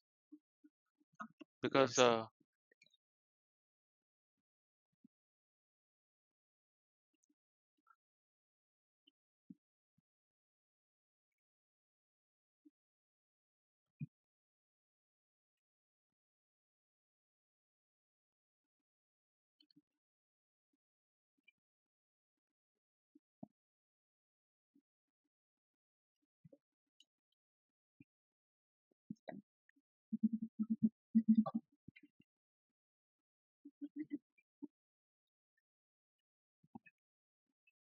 Usually import on Spark dot SQL.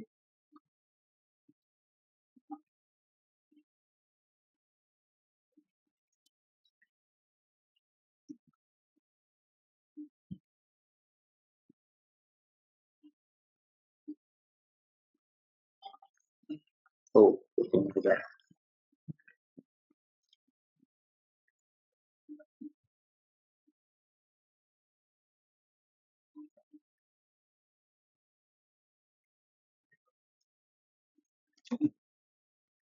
It might have something to do with caps. So this is another way you call each column. From PySpark.SQL.function, you can import the column, and then inside here you could give the call, and then you could give the column name. Yeah. okay. But you So could there are directly just give space or the column name also. yes. So if there are space or anything in the name, it's better to use this one rather than the other one won't work. Oh, okay. Yeah, spaces can be a problem, right? Yeah. Yeah. So we saw sorting, we saw filtering, and the next thing is there is pivot. So pivot is also advanced function. So let me see.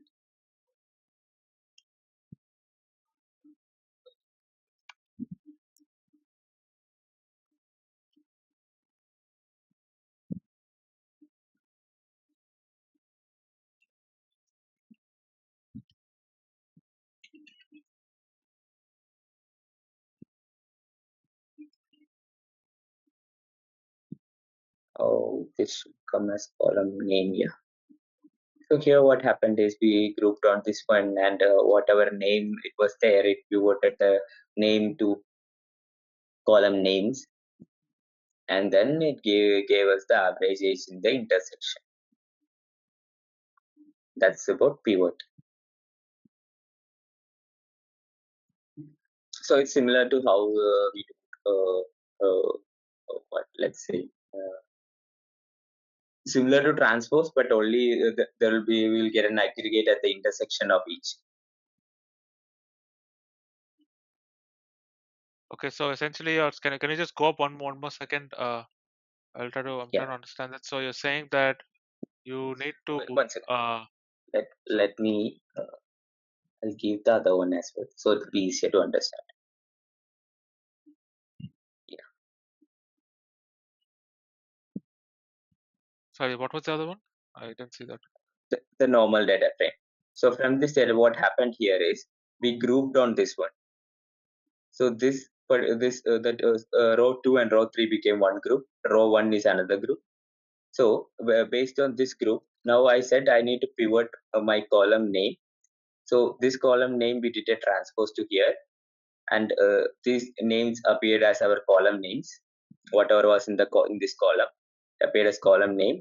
And when in the intersection of this one and this intersection of our particular what are we used in the group by and in the in our column name, I want the aggregate of the average. So it could be average, it could be some aggregate function we have to give here. So this will come in the intersection.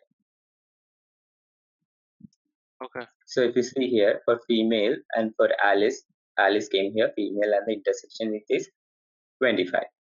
Similarly for Charlie and Charlie male intersection is 56. That's what happens in pivot. Okay. Yeah. Then the next thing is distinct.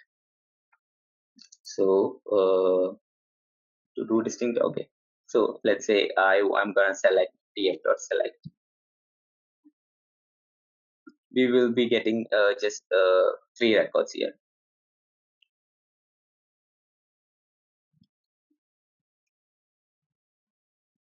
Yeah, 2 male and 1 female. So if to remove that, if I do df.distinct, it will give us 2 records. Distinct. Missed the C there. Yeah.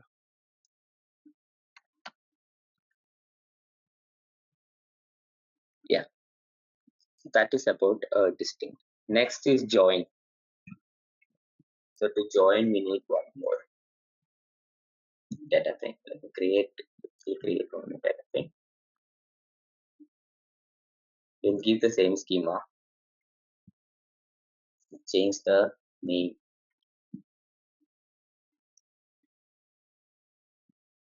Okay, Alan. Oh,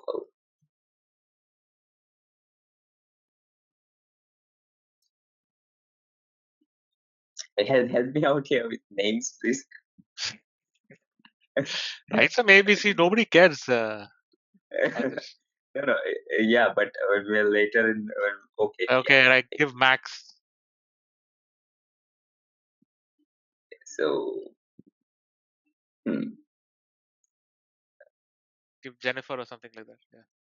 Yeah. Who cares, man? Just write ABC. It's okay. Yeah, I understand, but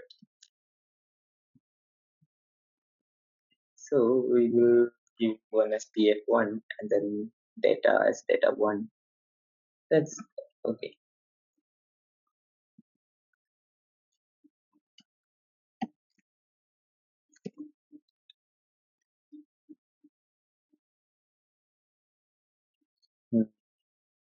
Okay, so that makes sense, and yeah, we will join them on the base of age. So to join 2 data frame, the basic syntax is df dot join, and inside the join, we are joining with df1, and we are using df dot age. We're joining with df1 dot age. We could either it's the same thing here. To call a column, we could either use this, or we could use import from PySpark.sql.function import call, and df.call we could use. No, we just use call and then get the output. Okay, just data frame 1 dot column name equal to data frame 2 dot column name, right? That's all it is, pretty much. Yes, correct. And then if you do what type of join we are doing, we can keep that here.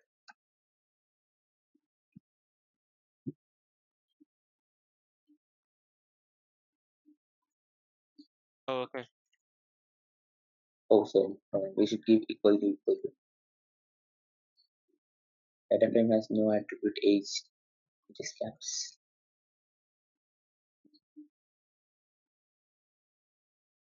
Yeah, so that's how we join. What was the error? Sorry, I didn't understand. So error was the same error, case sensitive. Oh, okay. Yeah. I'll show you the other way as well if you are getting.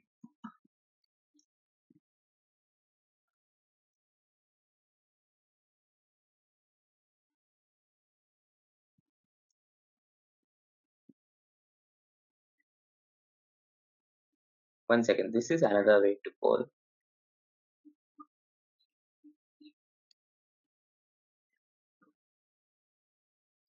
This is to prevent the.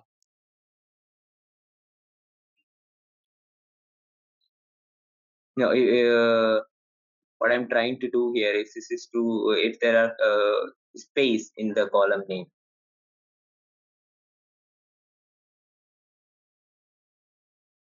Okay, that did not work. I was trying out if that work or not, but there's an Curved easier brackets, way. is it? Okay. So df. df I'll be putting inside. Oh, okay.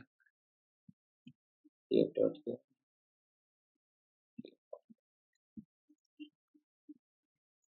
Hey, it's showing invalid syntax. Functions dot import, right? Oh, okay. Space import. Sorry. Yeah.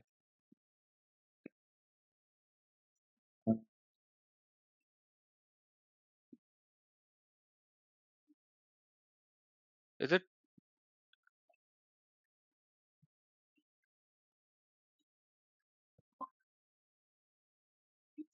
It was df dot. Yeah. df dot column, right? Or df 1 second. dot column open braces age, right? Yeah, we could use that as well, but so Oh, you said something else. Okay, okay. I'll let you do that. Sorry, my bad. no, it's okay. You could 1 second. Mostly you won't get space inside, but if there's a chance that you get, then it will be an issue.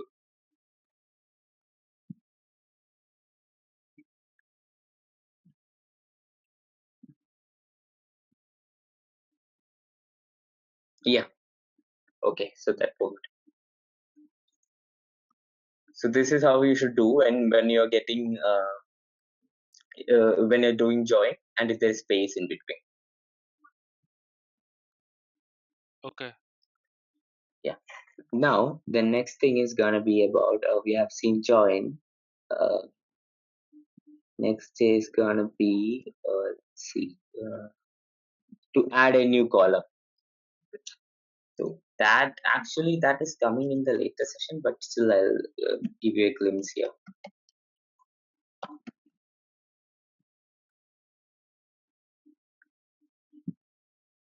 Let's say you want to add a new column. The column is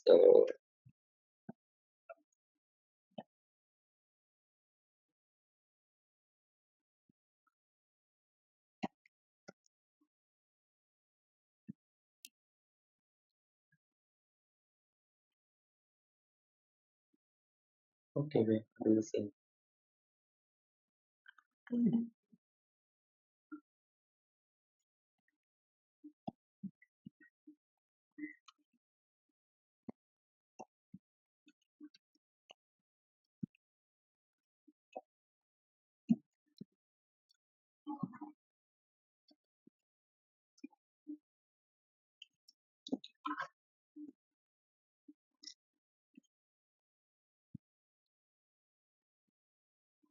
Yeah.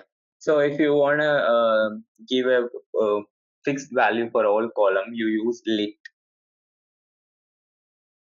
Lit is to show that this is a literal value, and it should be there in for each of the record. And to add a new column, use with column. And let's say if you wanna rename this column, use show that as well.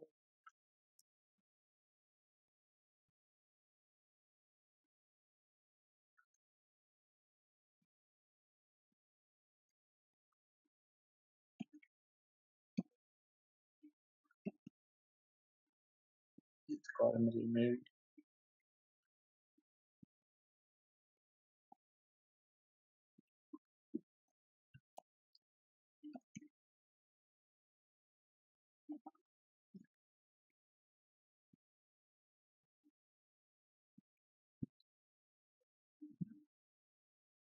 Yeah.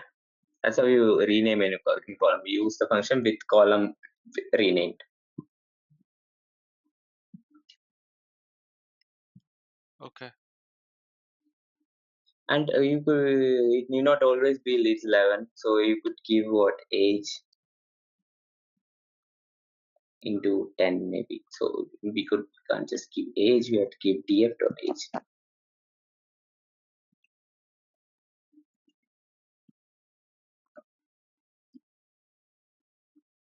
Yeah. You could do anything. How you do in SQL, you could do similar things here. Okay. Now, yeah. So that is about common methods in Dataframe.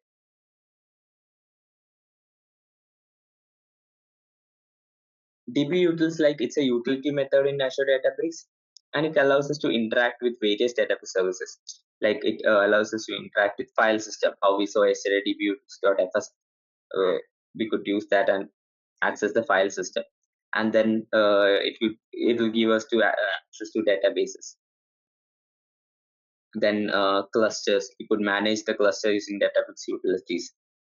So these are all the things that DBUtils offers us. We could manage each of these using DBUtils. So I'll show you some common methods. One thing is DBUtils.fs. It will give us access to file system. And say if you want to copy a file, dbutils.fs.cp, and then we give the path. I need the path now. Take our path from here.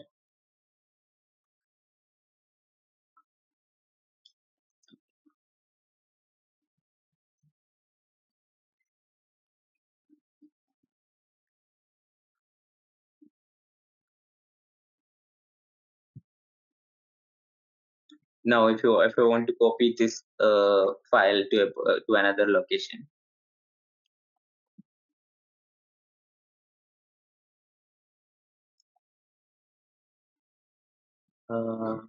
tables fs.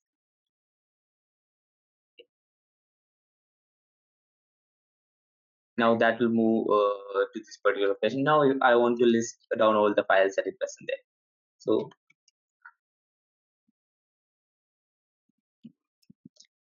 but what I want is I want you to see if whenever I'm making some error, how I want you to know how I'm fixing that and how I'm Okay. trying to decipher the error. So that I want you to know.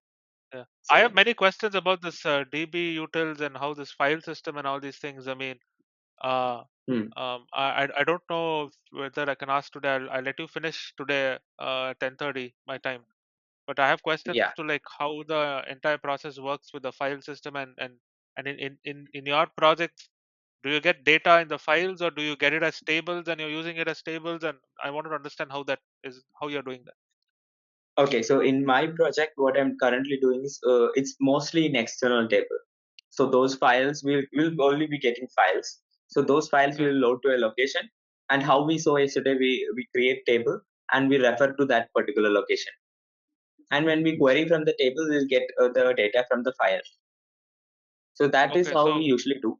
And yeah, so essentially you'll just create an external table and keep it, and you'll be querying from the table pretty much.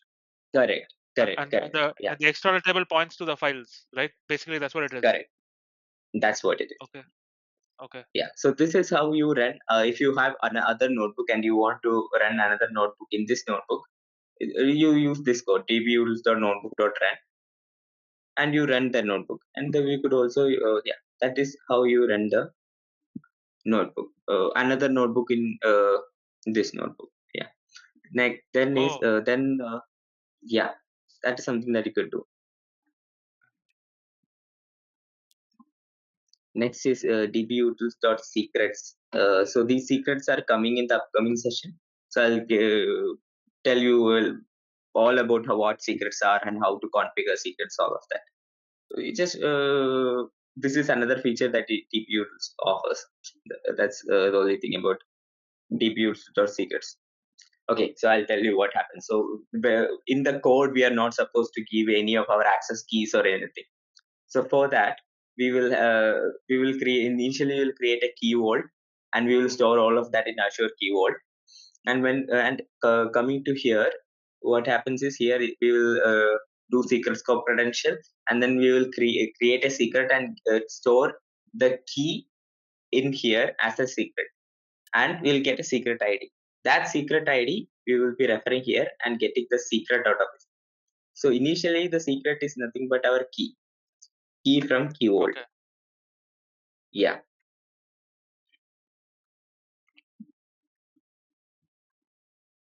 So that basically you'll get that ID and you'll just be using the ID, is it? That's all pretty much. Yes.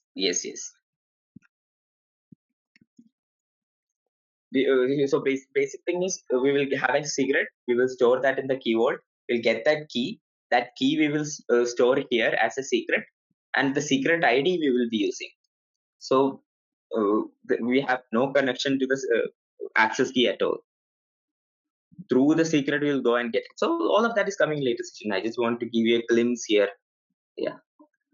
Then yeah. So then how you store the accesses for the I mean any other okay, you know what, I'll let you finish because I have many questions, but I'm getting too deep into it right now, so not a problem. Let's continue. Okay. So just note down the questions, or you can even mail them to me. I'll go through it if I'm not getting anything now. I'll refer something and then I'll get your answers by tomorrow. Okay, I mean, but that's just I'm just having like beginner questions, right? These are not difficult questions, so I'm sure That's completely fine. That's completely okay. fine. Okay. So we saw how we could set a number of worker nodes. We know worker nodes now, right? We will have a cluster manager, we'll have a driver, and driver will divide our code to multiple nodes, and we will have two worker nodes. So we could set how many worker nodes we need, all of that here. Say if we have we need to scale up to 10, or if we have 15, we could do that here. Doesn't it auto That is no, it doesn't auto scale. It does auto scale in case if we have it enabled. So in cluster we have to enable auto scale, right? So if we haven't enabled that, we could do that here based on our particular requirement. Okay. Yeah. Then there's something called as DBUtils widget. So widget, what are widgets? So initially, if you are giving some, we write the notebook and there are some parameters. So to give the parameters, we could create widgets. So here I'm gonna create a widget, and inside the widget I'm gonna give a name as widget name, and then I'm gonna give a list of values as default value. Sorry, as the drop down we should get these values: value 1, value 2. What is that? Sorry, I didn't understand what the widget actually does. So in case if you have parameter, and say if you have a parameter, and then if you we can't go inside the code and change every time, right? So to do that, what widget does is whenever we create a widget, so we will get an option here that says we could access the widget from there. But I'm not sure why I'm getting this. It's widgets.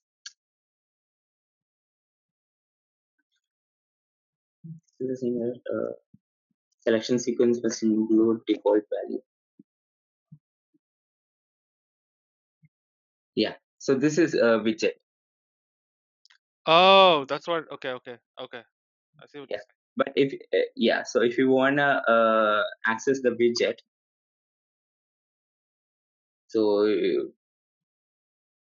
dbutils.widgets.get, you could use that and access your particular widget.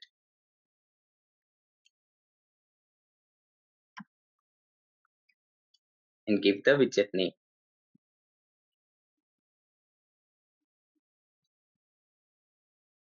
I'll give you the default value. Say if I have selected 2 here, then you get the default value here. So the use is, say, if you have some SQL code or anything where you want a particular year, and you could set that year here.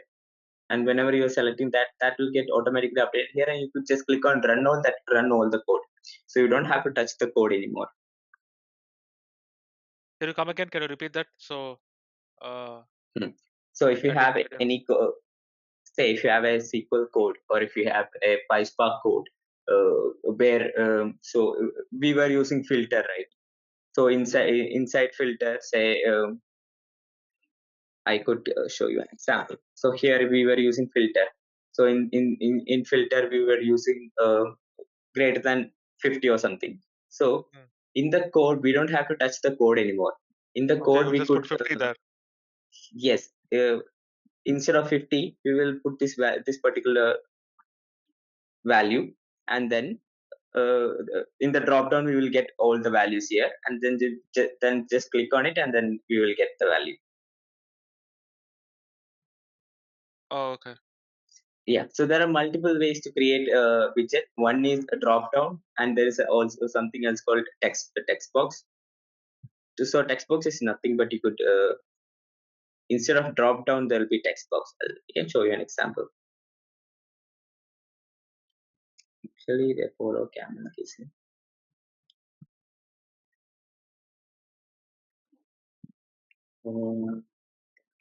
Text box. Yeah, so there is text box. I'll show you tomorrow.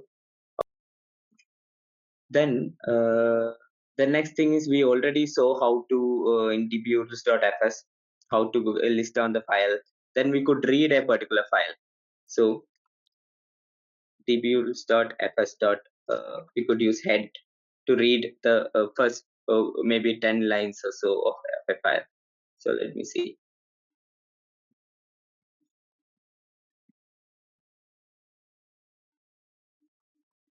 Usually we do this with text file, try with CSV file as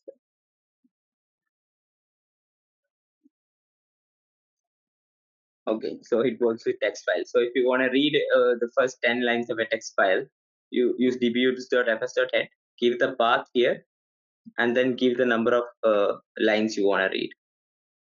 So that is how you read, but usually we don't use this. It's just for theory purpose. We will read the file to a data frame and play with it. Okay.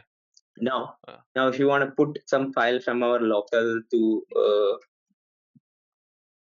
Databricks, we could use dbutils.fs.put command. So this put command and all is very useful because when you go to Snowflake also, it is very similar to Databricks. So there also you'll have put command. There also you'll have external table, all of that. Yep. Yeah.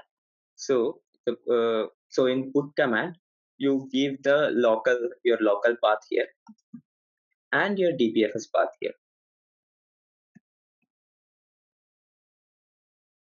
So that is about put command.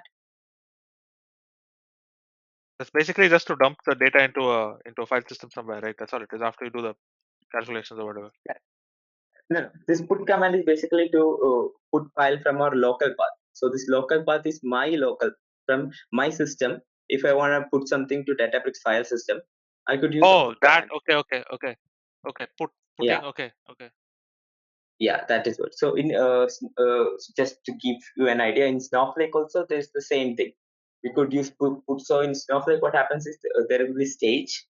So using put command, we move our file to a stage. Then from the stage, we will copy to table. So this put command it's universal from local system to the file system in cloud. So that is about put command. Then to remove a particular file. So let's say that is dbutils.fs.rm and give the whole path of the file. Yeah. So now it will just remove this file. So you're getting true because that file has been removed. You'll get false because it is already removed. Second time you run it, it's not there. You're getting false. Now to create a directory, you use dbutils.ls.mkdir. That will make a directory.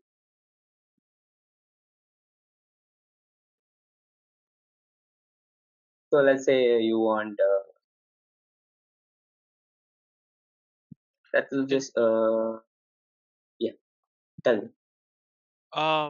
When you put the path, right, dbfs :/file store, those things remain same as they are across all the No, like when this just this part remains the same. dbfs dot okay, this part. So this is to imply that this is part of the Databricks file system. The rest okay, of the path changes. So I'm just taking this because I already have a path. So I just took this. It could be any path. So from here to here, it's up to you. You can decide what path you need.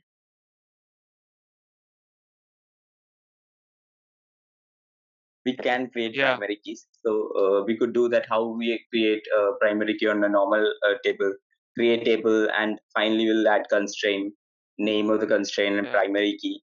And if it's a composite primary key, you'll give the columns names there. We could do the same thing here, and that is one way of doing it. The second way is from your data frame. If you have a composite key, you could combine multiple columns and create a new column, and then from that column you could drop duplicates from that column, and then from that data frame you could convert that data frame to a table, and then add constraints over it. That is another way. That's like two ways of adding constraints is what I said. So when you the first way, right, when you're adding constraints to a table, what sort of table is that? Is that an external table or like No, internal table. One is creating constraints in table. So that also two ways you can do while creating the table or by altering the table. okay, Then the second way is from a data frame, concatenate all composite primary keys, and then use drop duplicate function, and then give the new column name that contains all the concatenated information. Then convert this to table. For that you could use dot save as table, and then give the table name. So yeah, then you could add the constraint, as in then you could alter the table and alter table name, then add your constraint name, then primary key. so question here, right? So Yeah. when you say on the first one, right, you're creating a table. Um, Hmm. so when you read data from the source files, okay, Hmm. or the Parquet files or whatever, you're going to read that Yeah. into a Hmm. data frame. Then you'll create the Hmm. table, and Hmm. then then what will do? How will you push the data into the table? Yeah. So for pushing the data into table, there are two ways of doing it. So let's say you create a table external, as in you create a table in a separate cell, like how we create table in SQL Server. You use create Yeah, table name, and then give all of the constraint everything, and then you define the primary key there itself. Okay. yeah. In that case, if you want to insert the data from your data frame into your table, you should first create. There also in that also there are multiple ways of doing it. One is you could create a temporary view from the data frame using Okay. this thing. Create or replace temp view. We already saw, right? So it is nothing but create or replace temp view, and then use this temp view in normal SQL code. replace temp view and the new view name, and then use person SQL, and you could give insert into your table, and then select if you need the required column, you could give that, or select star from view. Yeah. Or is That it is like, is it yeah. possible to you mentioned that you use external tables, so you'll create an external table from the source files, and then can you just do insert into table, select star from external table? Yeah, yes, we could do that. But first, you will have to from the external. Yes, you can do that. You are basically asking from external table if you could move that data to internal table. Right? Yeah, but we'll Yeah, have we to be can do careful, that. right? Because there'll be duplicates and all those things. If you have constraints, then they'll error out. Yeah, So that yeah, but that filtering you will have to do before you copy it into your internal table, because internal table does has constraint, and external table there won't be any constraint, yeah, because those are files, right? It's up to us what yeah, it's a we file. can't Yeah, up something. it's raw data. Yeah. Yeah. So when you Yeah, so you just can one, do that. so when you say Yes. create a temp view, right? I'm forget this. Like, so temp view, that you can create a temp view from a you can create the temp Session. view from the data frame itself, right? Yeah, the code will be df dot create or replace temp view. df dot create or replace temp view of colon whatever brackets name. Yeah, your new view name.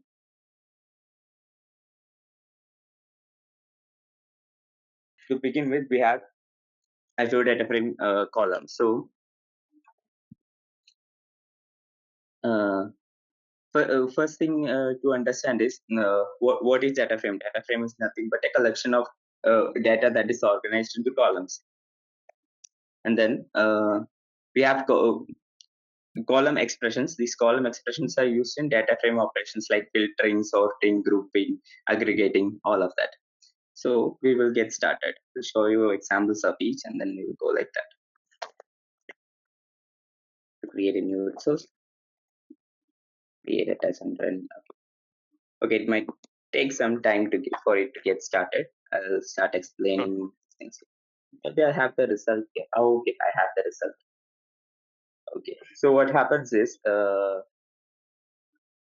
this this is one of the function. So the first thing is call. So we already saw how we could call how we if you want to use a particular column in our data frame code, we could use the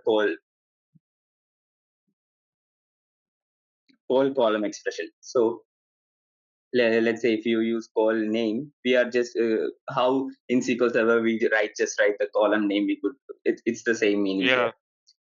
Yeah. Okay. So yeah, this code is like in SQL Server we have case when, right? Case when. Yep. Okay. Yeah. So that is what's happening here. So if you have when this is the if condition, and then if this if condition is true, then this is the output that we want to give, and else we should be giving this.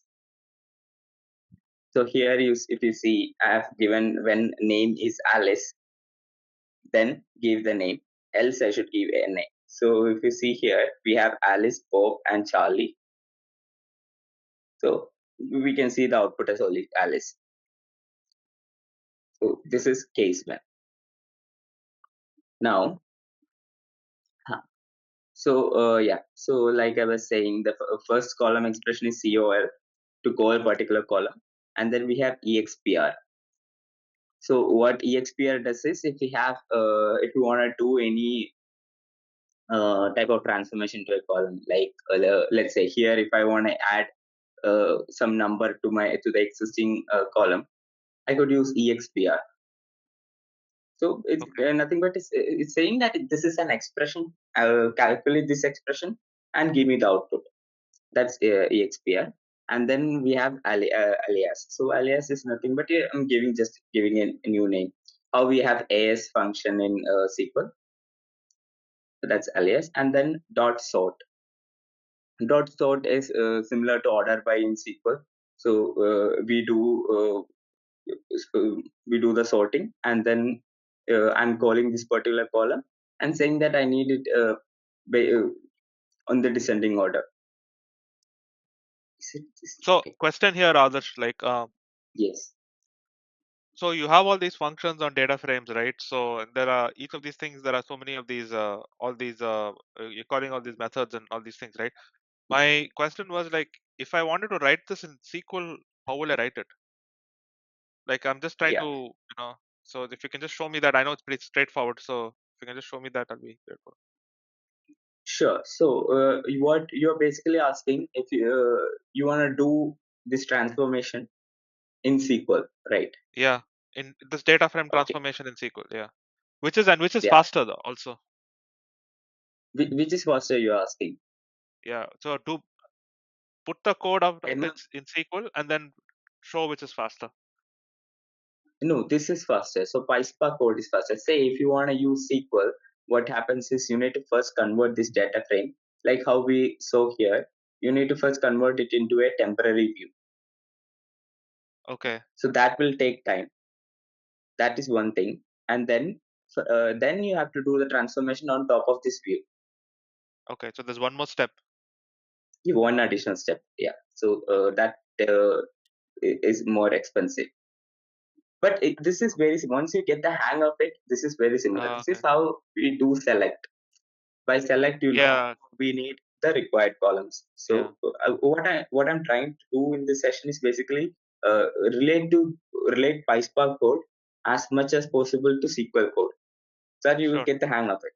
Yeah. Okay. So here we are doing select, and here we are doing sort. Sort is nothing but order by in SQL. Yeah. And alias is as. Expression is expression is nothing but an expression. It says compute this expression and give me the output. Okay. Yeah. So okay. Then column expression can be used with other data frame APIs, like we have filter, select, group by, aggregate function, all of that. Then overview of column class and methods. Okay. So column class is used to represent a column in a data frame, and then so it's nothing but the column class provides us a way to manipulate the particular column. So we already saw all of these, this alias is one of the method of column class. Then inside the sort, we could use DESC, ASC. That is one thing. And then here we're gonna see this thing is null. So what this does is it gives us the binary output. So if this column is null, then this will return true. Okay. And if that particular column is not null, this will return true. And if it is null, this will return false. So both these will be inverse. And then how we have like statement in the where condition in SQL, we will use like statement. Similarly, we could use it here as well. Okay. Yeah. So, that is another thing. So this is how the output will look like. Right now we do have data. So is null will show us false only, and coming to is not null, it will the output will be true. And name like Alice, we have only one Alice. The rest two are Bob and Charlie, so we have only one true. Okay. Okay. Yeah. So the next thing is in. So what here what happens is by is in we could give a list of values, and this also gives a binary output, and ask it to check like if the value is present inside this list, then give me true, else it should be false. So okay, let me add Bob as well, so let's see the change. Okay, so that is about the first thing. Then if it contains air, then return true. then we could so there is something like between, similar to in SQL how we have between. It's the same logic here as well. So if we could tell column between this particular these two ages, Okay. and then it will give us the output. So I'll execute this. Run the cluster is not yet started again. It's taking a long time for no reason, is it? Yeah. We have Alice code. Okay. It should, in this case, sensitive. Now you see we have 2 true here. Earlier we had 1 true because there was only Alice.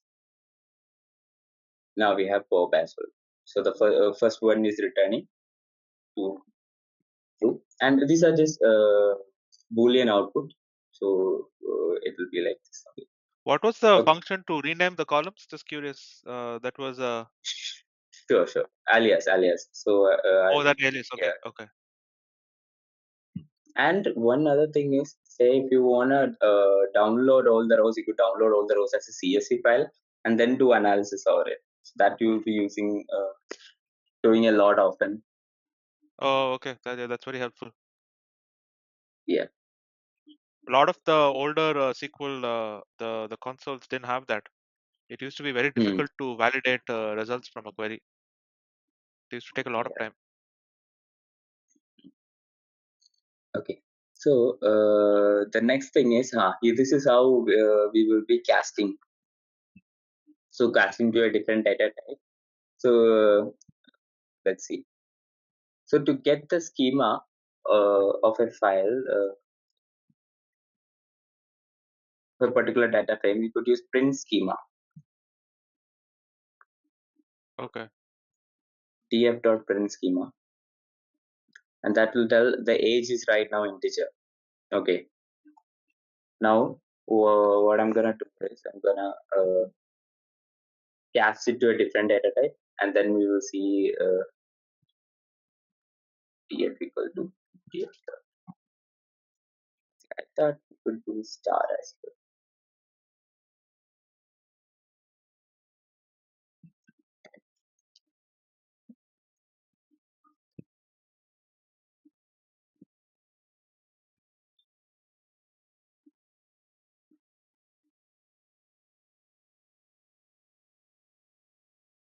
Okay.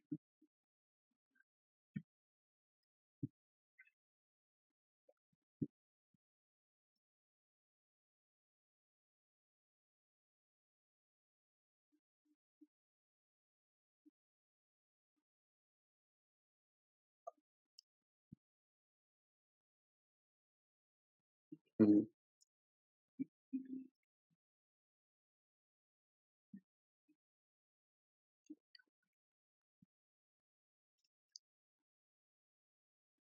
Gonna call name and then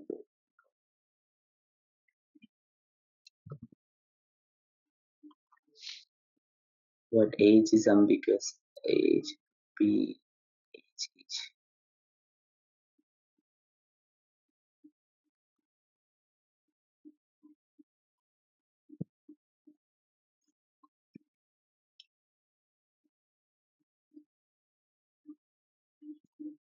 Okay, why am I getting this from?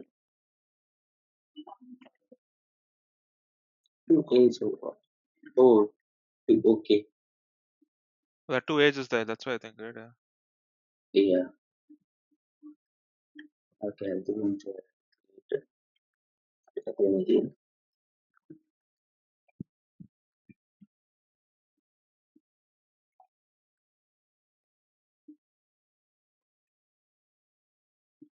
Yeah.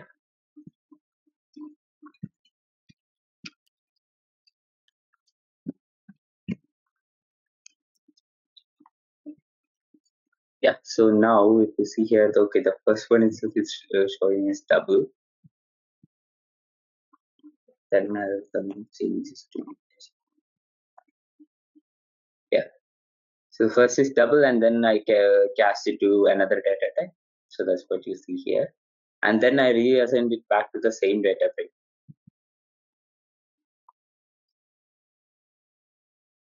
That is Oh, you're the just gonna put it back into the same. Okay. yeah. That's why I did print schema for both, and these are the two schema. First one has had double, change the data type in line 2, and now we have integer. Okay. Now this thing, this is how we get take the substring. It starts from first index and goes till 3. That's about substring. Then then the next thing that we're gonna see. Quick question. So, I have Yeah. a question about the schemas, right? I was looking up. There was some way to automatically get a schema without having to declare it, right?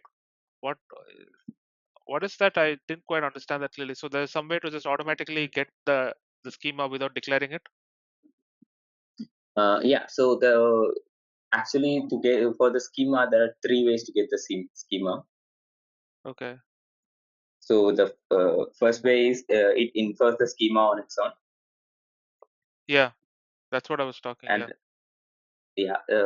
then the second way is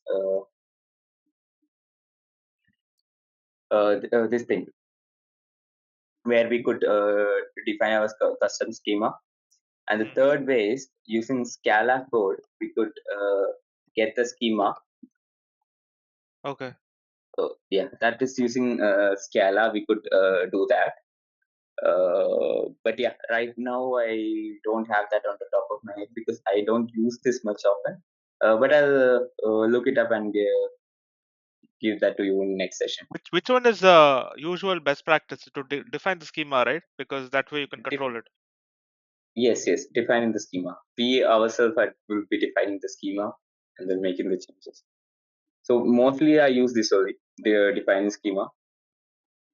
So when it infers the schema, what does it do? It will just review the columns and see if this is a number or if this is a double or this is that text. It will convert that, right, based on that, right? No, if it's a CSV file, everything will be string data type. Oh, so even when it's inferring the schema, it will do just it'll put everything as string. Yeah, so whatever data type is there in the source, it will take that. But let's say that's for CSV file. Let's say in Parquet, the data type will be tied along with the data in the source, as in Parquet files. So when it infers schema from Parquet, it will take. It won't do anything. It will take whatever is in source. It will take that. Okay. That's the whole idea. If you want to have control, we could define the schema, and we could get the schema from the source as well, and then make changes on top of it using Scala. But yeah, this code I'll show it to you tomorrow. Sure. I have it written Okay. somewhere in my notes, but yeah, I don't remember that.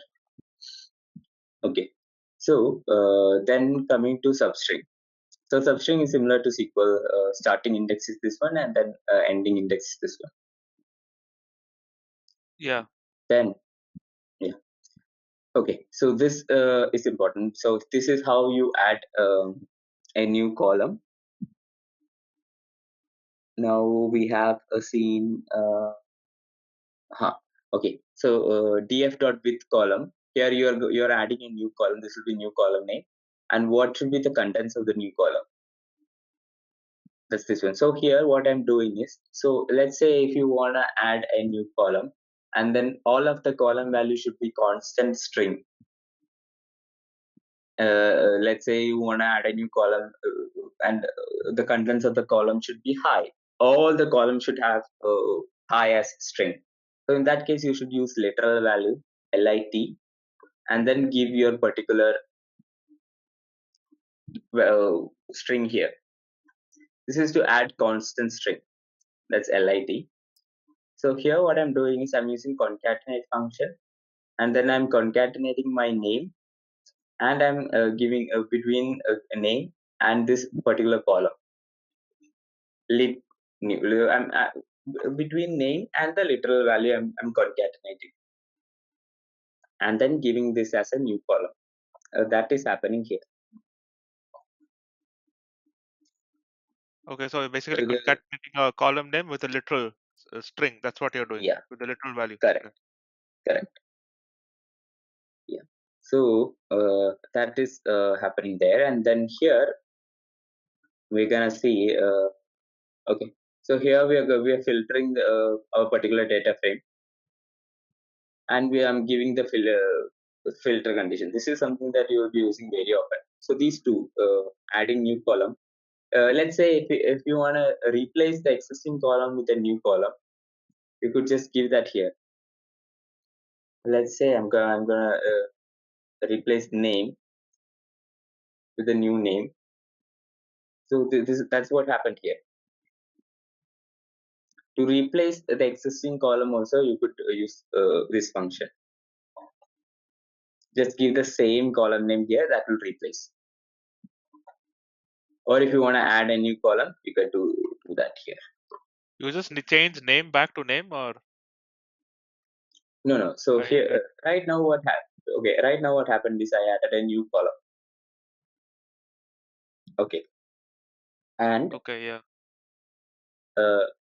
Let's say now what I want to do is I want to change this. I want to replace this column with the new values. So I gave the same column name as this one, and then if I execute, it renamed, as in it replaced the old column with the new column. That is with column function. Yeah. So the next thing is filter. So filter is like the where condition in our SQL. So it is very how do I put it? So Yeah, this is straightforward. It's very straightforward. So, and this also you'll be using very often. And if you want to combine two values together, yeah. If you want to add, this is like and in our SQL. The only thing is you should, two conditions. You could give and here, and the only thing is you should encapsulate both of this in brackets before you use the and. So this note, this is one condition, the other one is one condition. Then let me see, give me 1 second. Okay. So similar to filter, we could use where. So the only difference is we need to include all of this inside single inverted commas. So here I'm using where, and here it's different. So and I could use like that. Okay. so this will be very similar to SQL. The things you have to use two equal sign here. Yeah. So if you have to include all of this in single inverted comma, and if you're using string inside, you have to give double inverted comma inside. Okay, because that's it's a string within a string literal. Okay. Correct. So that's with where condition. Yeah. So the next thing is similar to how we saw earlier, we could use is in and then give a list of values, and if the values are inside this the list, then only return the value. So the thing is these the functions with the list, you have to be careful because those things you will be using more often, because we could integrate PySpark with Python. So using Python, there might be something that in your project where you get the values inside a list.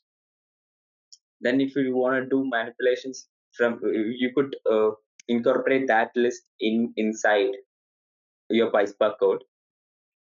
So that is what happened here. So let's say I have 25 age here.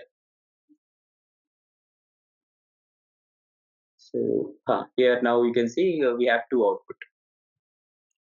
So what it does is it checks if the age is within the values that's present here.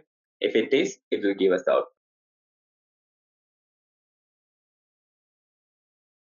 Starts with AL. This is like using like and then first giving the first two values and the percentage sign. If it starts with AL, it will give us the output. Yeah. So this is group by. So here what we are going to do is we're going to group it by sex. Then this is different from SQL. So in SQL, let's say no, this is also similar to SQL. In SQL also we could group by so in the back end what happens is in using the data frame, if we group it by a particular column, it will convert this to an object, to a group object. So I will show you that. See, this is an object, group data object, and this is the position that it takes. That is not important. So the important thing is it converts it to an object, and then from that object we are using .agg and getting and then giving multiple aggregate functions inside on this particular object. So basically I'm telling it I want to aggregate, and these are the functions that I'm going to give to aggregate. Yeah, that is happening here. Then yeah, so this is how you get today's date, as in similar to get date in SQL. Here we have current timestamp, so that will give us today's date. Yeah. Then yeah, so here what I'm doing, basically what I'm doing is I'm adding. So to this date, I'm gonna add 7 days. So I did this yesterday, so with one more day today. So from this particular day, I'm adding 7 days. That is happening here, and then from so here we created the date column. From that date, I'm extracting the year. If you want month, you could replace the year with month. You will get the month, day, all of that you will get here. So that is about dealing with date. So this is okay. So next we have this is nothing but sort. We already saw what is sort, and similar to sort, we have order by also.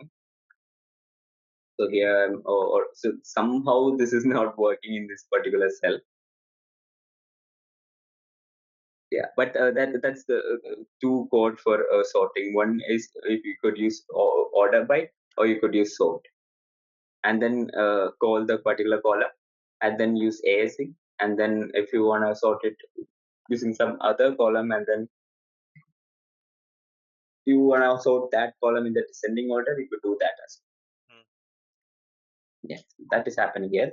Okay, so now coming to window function. So you must already be knowing window functions in SQL. We have row. Yeah. There are multiple types of window functions. Yeah. So here we're gonna see running total, rolling average. So these three we're gonna see. So to start with, basically here we are defining the window.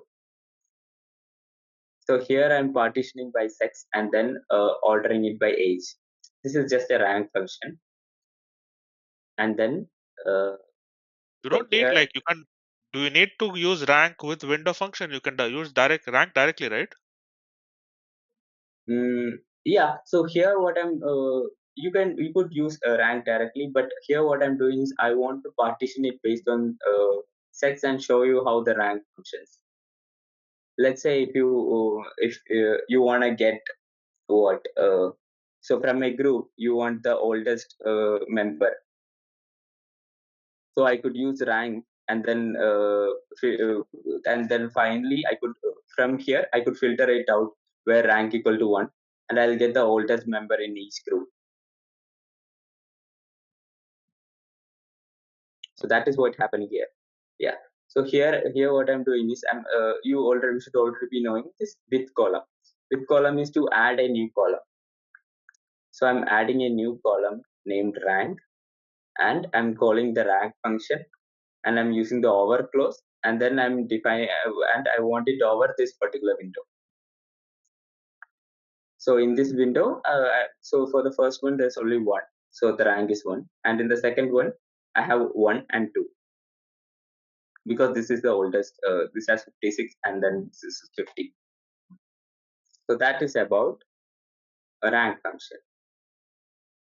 Now similarly, there are three types of functions. One is three types of window function. One is the ranking, one is aggregate, and then we have analytic functions like lag, lead, all of that. So the second one we're gonna see is the aggregate function. So this is running average. So here there is something called unbounded preceding. So by running total, what happens is, say if in here, so here also I'm partitioning based on sex. So here the first one, it will be just this one. The second one, the first record, it will be 50, and the second record, it should be 50 plus 56. And if there's a third record, it should be 50, 56, and that record. So how to calculate that running total is, here in the window, I'm defining the window as a dynamic window, and I'm saying all the particular records in my window till my current record. That is about unbounded. That is unbounded preceding. All the records above till the current record. So that I'm doing here, and then I'm taking the sum over this particular window. That's running total. So you can do moving averages with this also, right? Because every time a data element gets added, you can create the moving average, rolling average, or whatever Yeah. you want it. Yes, rolling average. That's the second thing that I was gonna say. Yeah. So there also, if you give unbounded preceding, and then and this zero, what the zero signifies is your current row.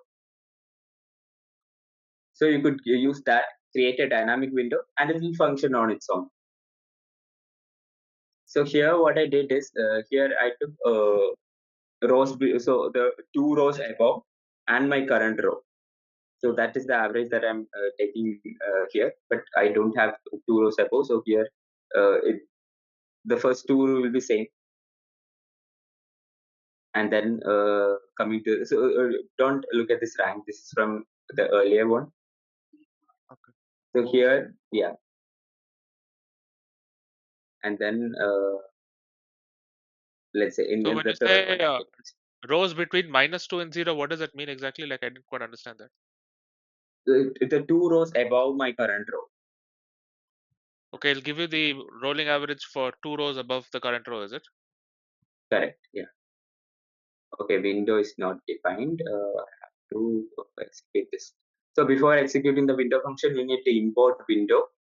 Before using rank, you need to import rank from PySpark.sql.window. Okay. So this is a library, and then from this library, we are importing this particular module. Okay. Yeah. So that is happening here, and then okay. So in order by like how we used to use COL dot ps. Yeah. So that is happening here. That is rolling average. Then the yeah. So just one second, right? So when you say, can you scroll up? I just want to look at that window. That so you're partitioning by, okay, by sex, order by column, okay, and then you're saying rows between -2 and 0. So it need not be always -2. I just took an example. It could be -1 as well. So just the row above. Yeah. okay, so it'll just to give you the average between the rows above and the one and the current row. Correct. Okay, and you And can that do order is, and this defines the order. And yes, you can do.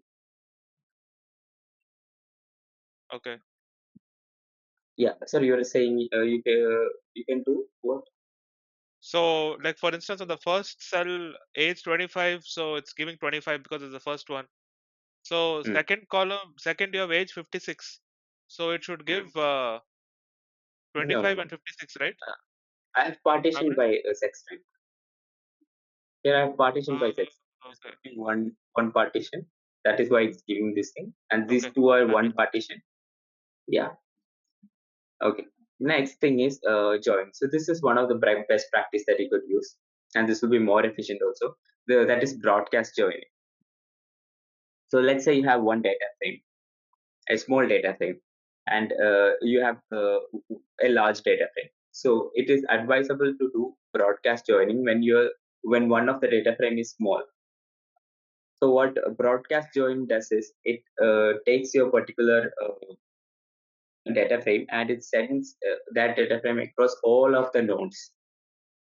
So you know the architecture right now, right? There will be a driver node, worker node, and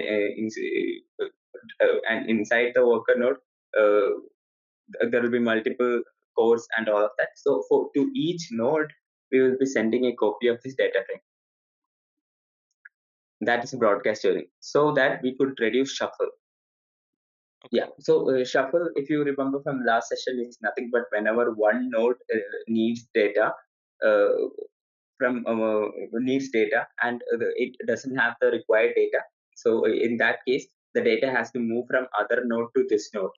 So then that data movement, we call it as shuffle. So to reduce that data movement, we could use broadcast join, but it sends the whole data frame to all of the node.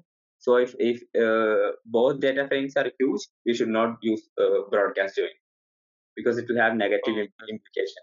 Yeah. Then here now we're gonna see about user-defined functions. So, I'll tell you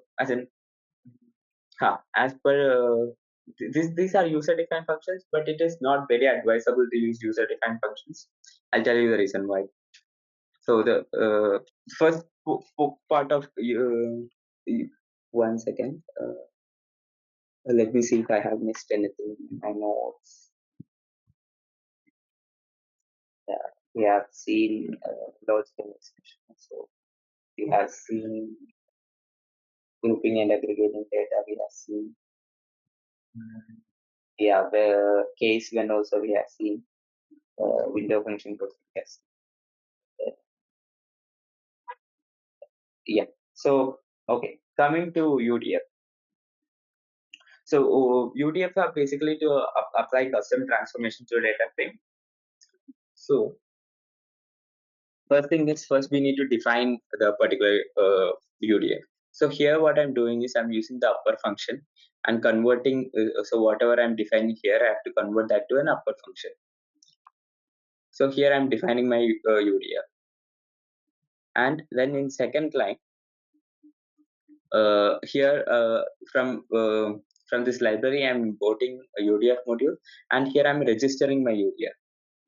Yeah. So first we have to define the UDF, then we have to register the UDF, then we could use the UDF in our normal code. So here now what this does is it takes each of the record and then it applies whatever function we have defined here, and then it gives us the output. So if you see here, it will convert our name. It goes here, it applies upper function and converts the name into uppercase. But why I said we should not be using this is we should be because we'll be dealing with large number of data, so large data, and then to do the transformation in a row by row manner is not at all efficient. So this should be our last resort. So when you say row by row, I didn't understand. What doesn't all transformations happen row by row? No. So these transformations happen in bulk. So this let's say let's take any transformation.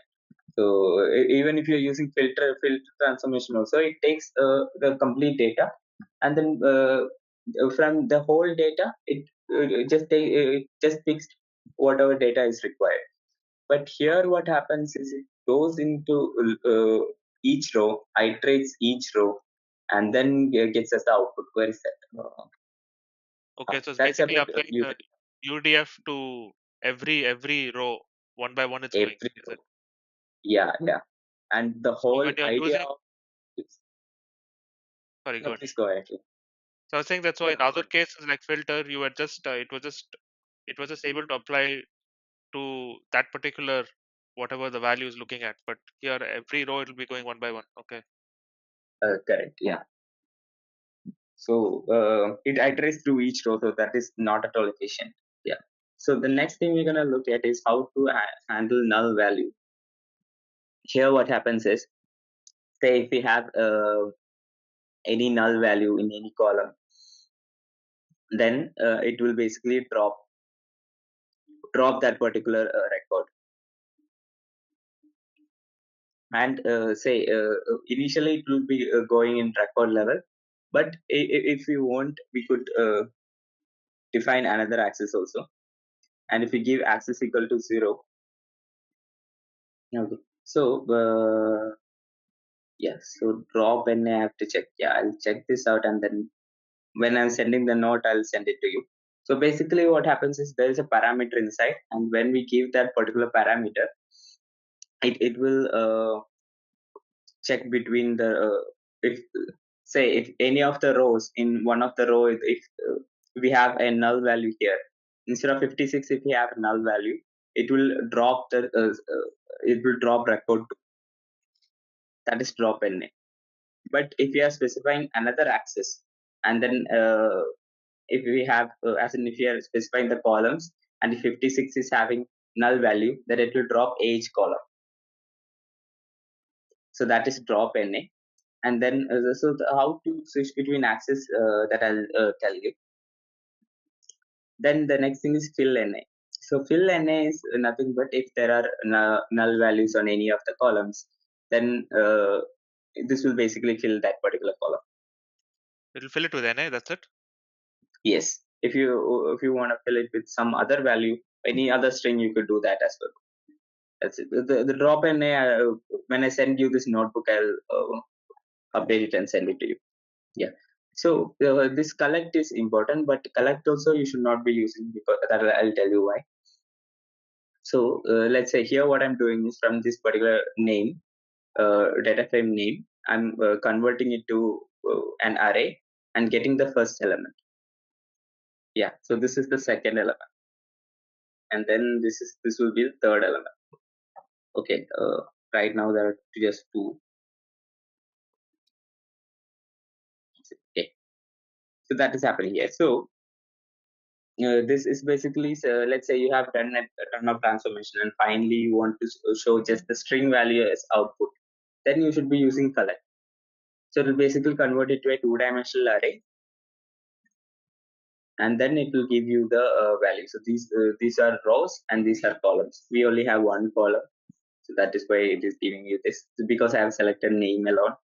So if there are multiple columns, you could access the required value here. Yeah. Then the next thing is we are above. Yeah, we are above our time contract, Adarsh. It's past 10:30. Yeah. So just yes, I understand. Just give me just 2 more cells. We are done. Okay, 2 more cells. Okay. Yeah. So here what happens is okay. So here I'll to how to change the date format. That's what we are seeing here. So let's say we have a particular date, and then if you want to convert it to year, it is very self-explanatory. Year, month, date. That's how we change it here. This also the same thing. So there are other functions. So here we use date underscore format, or we could use to underscore date. That's one other way. And this is date underscore sub is to subtract the date. Earlier we saw date underscore add to add more dates. And then date diff is to find the similar to SQL function to find the difference between dates. Yeah. So in this date sub date add, you could add more parameters and show if you want to add month, you could specify that and then add month. Yeah. So that is about it. We have completed both the modules. So let me see if I have missed any. Column class, working with column expression. We have seen in detail all of the expressions. Yeah. Is there a proper like a cheat sheet of all the, like I can use your notebook, right? That itself will be the yes, all the. yes. Yeah, cheat sheet, I haven't found any till now. I'll check that. if I have any as in it's available in the internet. But yeah, Okay. I had to search multiple sites and get all of this. Okay. So that's how you have to do it. Yeah, that's a challenge, right? Like I think with PySpark also, like it's not like everything's not available. Like for SQL, right? If you open one thing, there's like a proper dictionary. You can find everything in one place. So when Correct. you're doing any coding, right, you can just directly start. You can look at that and you can use that guide and you can easily code. But with PySpark, it's a challenge, right? It's so many different ways of approaching a problem. Correct. Yeah. There are, and we have to choose the most efficient one. Yeah. That's why. And because That we'll is be working with millions of rows, right? So yeah, correct. small changes will have significant impacts. Yeah, and one more point I have to tell you is why I told you we should not be using collect. I'll tell you why.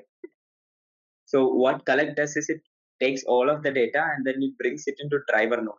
You know the architecture, right? Driver node and worker node. Yeah. Worker node should be the one that should be processing, but it takes all of the data and puts it back to driver node. And then because of this, there will be memory issue and performance with degradation. So that's what happens when you use collect. The collect and the UDF we should use only as a last resort. Delta lake and delta table, all of that. So I've divided it into two parts. So we're gonna see the first part today. It's a bit complex. So let me move to not getting anything. Okay. So before that, yesterday you asked how to mount a data lake in Databricks, right? So this is the code that you use to mount data lake Shouldn't in. we have I'm looking at the schedule. Other shouldn't we have the hold on? Where are we right now? Building and querying data lake before we go into the Delta Lake. Can we just take a look at the course contents first? So this was your doubt, and this is how you mount a data lake storage. So mounting a data lake storage is nothing but we are making our ADLS directory available to Databricks. You should give your storage account name, container name, and then mount point. Mount point is the name that you're giving for that particular part. So it's up to you. You can give whatever mount point name you want, and you can use this in future. Then we have to create a service principal, and we have to give the details of the service principal here. Then what you have to do is you have to use DBUtils.fs file system.mount, and then you have to give all the container name, storage account name, and mount point. Once you have mounted the data lake, required. Question. Yeah. So you start with the storage account name that is the same as the Azure storage account name, right? Like that's Azure storage account. Correct. container name. So container name, what will you give there? The name of the container. The Azure container will be the Yes, you have okay. Oh, it's all Azure. Okay, those are all Azure things. Okay, all right. Azure things, yeah. Okay. Then in mount point, what? future, How do you know what is the like mount point? You're just declaring, is it? You're just declaring a variable. Correct. It's up to you. So let's say you put here X, and then next time if you want to access some file from within, let's say we are reading a CSV file spark.read.csv, and then inside you will give path as mnt slash x slash. So by X, what happens is we will reach till the container. Okay. Then after that, the path from container. That is the whole idea. That's about mounting. Yeah. Okay, so you'll declare that mount point, and then after that you'll use the DBUtils FS mount, and then you'll mount that using this. Okay, and can you just go back over the configuration? I wanted to kind of just look at that 1 second. For configs, what did you declare here? All these things are. Oh, there's a principal client. Okay, the secret client, the client secret, and all these things. Is it okay? Yeah. So after our session is over, right? When we will still have some time. So then I'll cover the service principle and make it clear for you. Okay, sure, sounds good. Okay. And you were asking few doubts also, right? And all of that I'll clear once our syllabus is over. This is an overview of Azure Databricks and Data Lake. So Delta Lake is nothing but it's an open source data lake technology. It runs on top of. First, we will just go over what is Delta Lake, and then we will dive into the practical part. Okay. So it is nothing but it's an open source the data lake technology, and it runs on top of Apache Spark, and it provides advanced features like ACID transactions and data versioning.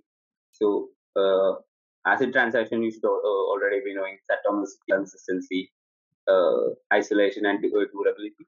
And data versioning, by data versioning, what it means is to say whatever you do on the table, a version of that table will be created, and you will be able to time travel to the previous version, and you will be able to restore it to the previous version. So that's about data versioning, and there is schema enforcement. So basically, Delta Lake is designed to improve data reliability, simplify data integration, and make it easier to build robust pipeline. And the important thing is it provides a unified analytic platform that integrates data processing, analytics, and visualization in a single environment. So if we are going with the traditional data warehouses and all of that, we need two separate systems.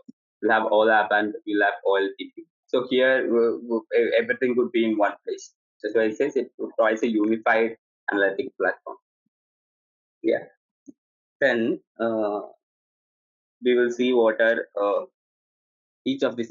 What is ACID transaction? So basically, this is I'm going to talk about the advantages of Delta Lake versus ACID transaction.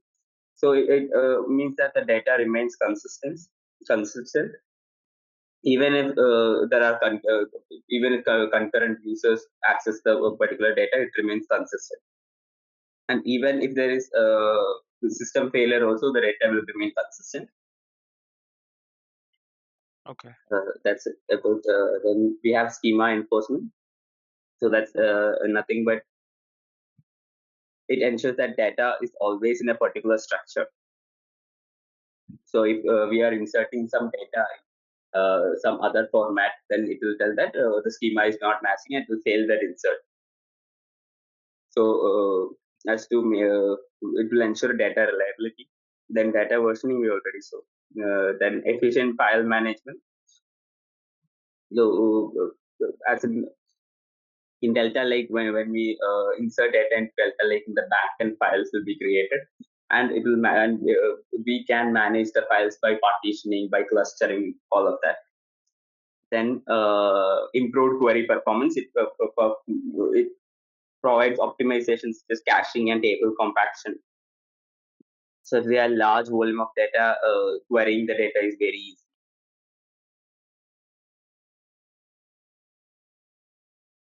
Let's see. We're gonna create our first data table.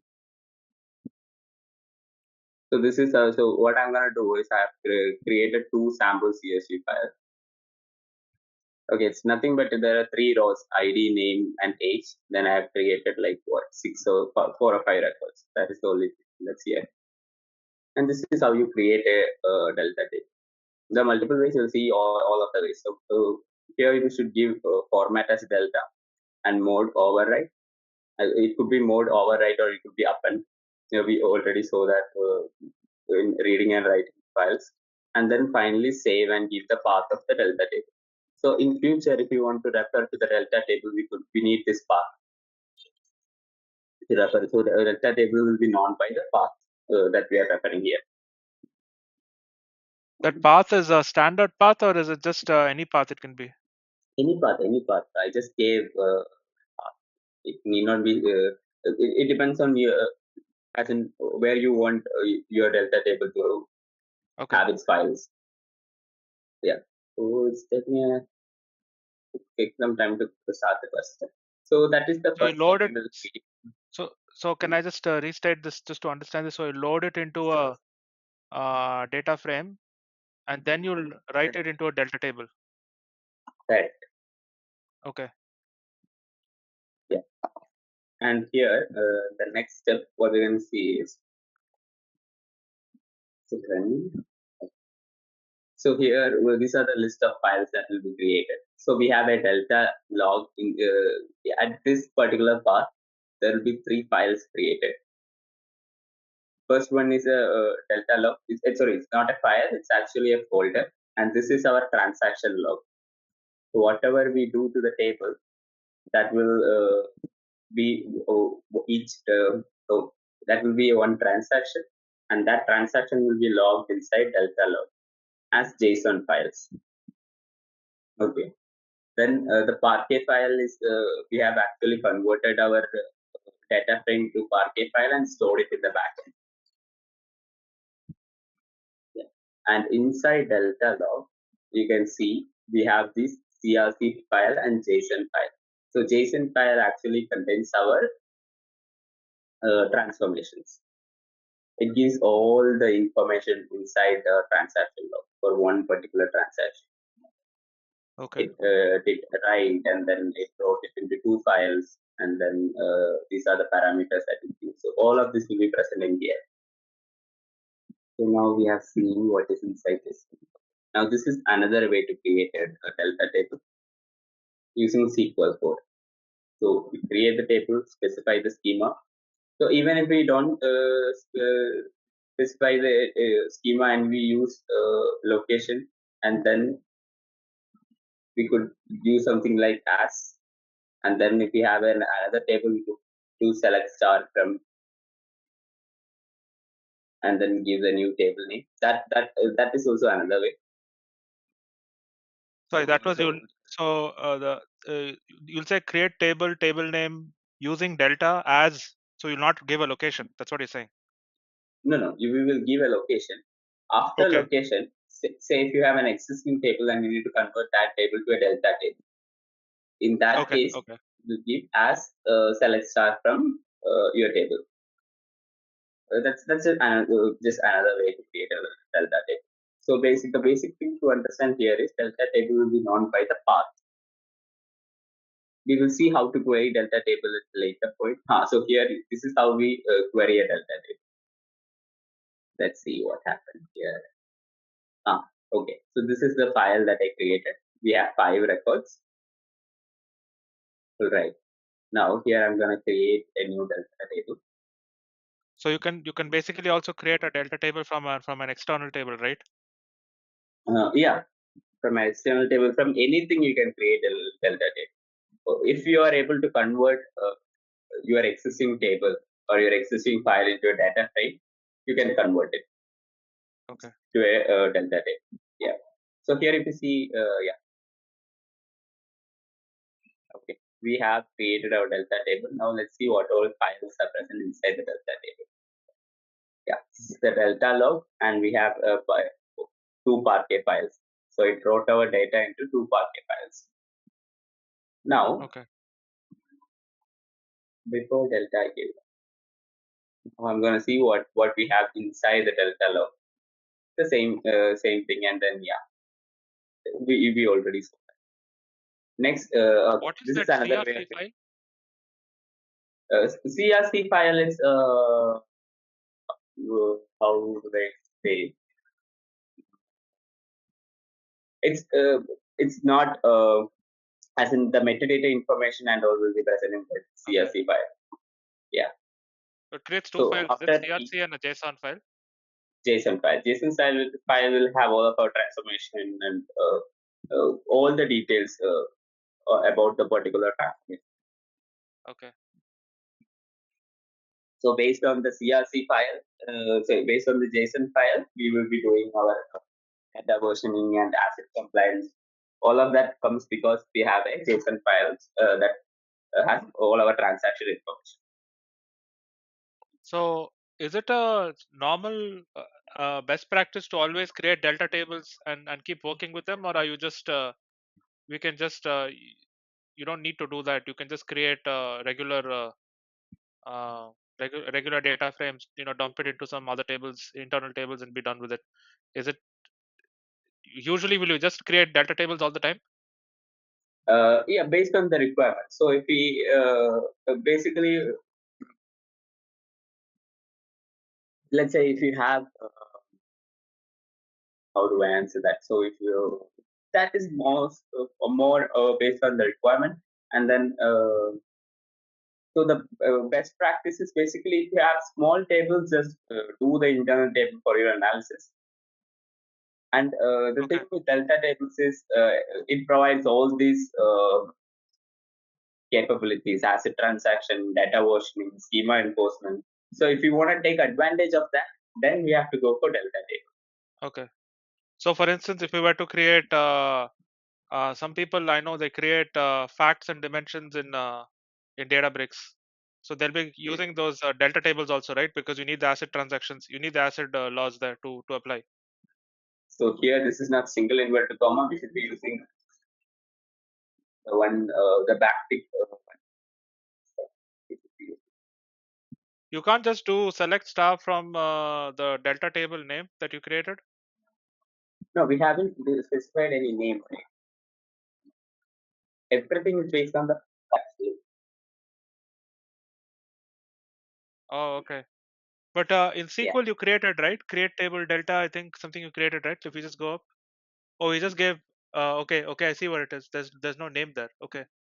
We have created a delta, but I did not create this particular table. So even Oh, okay. if I create this table, I could query from the table. That is fine. That will work. So when you use PySpark, you can't give a name to that when you create it. We can, yeah, we can give a name. So here, instead of saving, we could give, yeah. So we could give a name as instead of saving to a particular location, we could give a name as save as table. We could give, and then we could give the data name. But then Databricks will be the one managing the file. Save as table, and then we can give the table name. Yeah, but then we won't have control over the file path. So for you to answer your question, can we give a name to? Can we have the name and the path? That I need to check. I'll check, and then tomorrow session or in the mail I'll send it. So we have created the delta table, and now so there are two ways. Basically, for delta table, we could do something like partitioning the delta table. So here, what by partitioning what means is the whole data we will be converting it into small chunks based on the column name that we are specifying here. It could be one column, it could be two columns. That's up to us. So based on this name, we will have two files. Okay. So that is what's happening here. So So you're saying that you can basically create the underlying files. You can, if you have like 10 edges, it'll create 10 files. Is it? no, so it works in an optimized manner. So if we create, the thing is, if we create 10 files, when we are trying to access the file, what happens is it has to go and hit 10 files. So the read and write will be more. Okay. Because in the underlying the file system, it has to go and hit 10 files just to get one record. So basically, to see this in action, we need millions and billions of rows.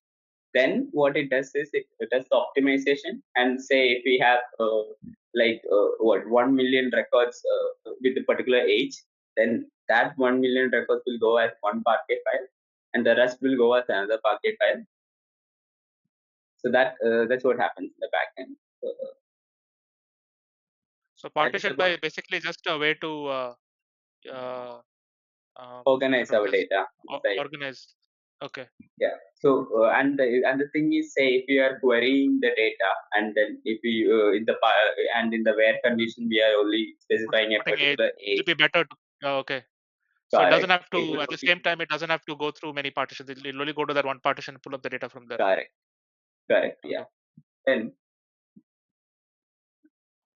there's something called this thing, clustering. So by clustering, what happens is, let's say you have so inside the partition, you want to organize it more, and you want like based on the alphabetical order, you want the data to be inside the file. So that when it's scanning the file, it will be easier for it to scan the file. For that, you could do before writing, you could do an order by. Then this process is called clustering. That is about clustering. So repartition is nothing but, let's say you have data in one node, that data you're giving to multiple nodes. So that is only idea. That's the idea about repartition. And this number, you can change it according to your data size. It could be for basically there's no fixed way to get the optimum number. Just play around with the number and see. We should be seeing. We should find it out by trial and error. The optimum repartitioning number. Then yeah. So now we have covered partitioning and clustering. What is this? Okay. So before that, let me see. So I've covered loading data into delta table, writing data to delta table,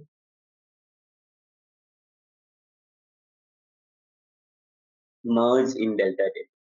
So this is one. There are two ways to merge. This is one way to merge the delta table. So initially, so I have created another sample file. All right. So this is the first file. So in the first file, what the change I have made is I have added changed their age, and in the and I have added an additional column. And then in the existing file that our in the delta table, it has only 5 records, and their age is within 20. Now here, what I'm going to do is basically I'm reading the new file, putting it into a data frame. Then from the delta table, I'm creating an object from the delta table and specifying the path. This is another way to write your delta table. I just want to show that to you. Oh, this is Sorry, another way. not right. Yeah, to read from the delta table, basically. That is happening here in 11th line. So we saw spark.read.format and then we specify the path, and then we saw SQL code to get the data from delta table. This is another way. We are creating a delta object using delta table.core path. We have to first import it, then give Spark, and then give this particular path that will create the delta object. So here I'm going to merge the file based on ID. So it's nothing but it's very simple. So I'm giving an alias to the delta object that's happening here, and I'm merging it, with the new file that I've read. And I'm telling it that if the IDs are not matching, insert all the records. That is happening here. Can you just yeah. just take a little step back? So which are the two tables you're merging? I can't figure out the names. So these are the two files actually, two CSV Two files. files. This is the one that's existing in delta table. This is the file that I'm going to merge with it. So now what will happen is I'm going to merge with the ID. So now this Where have we the declared the second? Which table is this? The first table I didn't see. Like, is this the first one that we were using previously? no. This is the one that we were using previously. The second one. Okay. Sorry, I'm confused now. Which two tables Yeah. can you?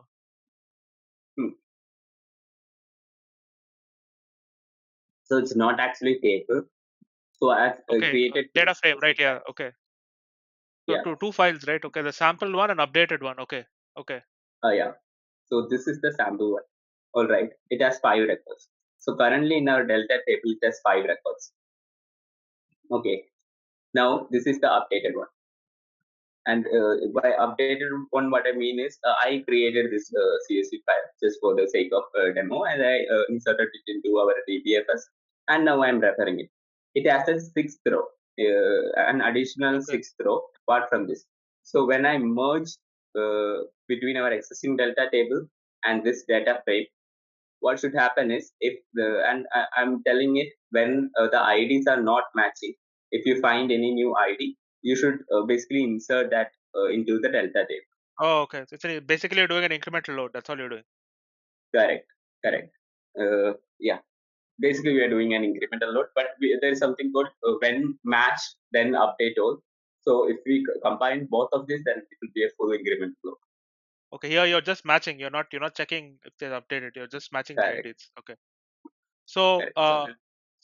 can you explain that merge? So you before Sure. that merge, you have a delta table dot for. So you've created another delta table there, right?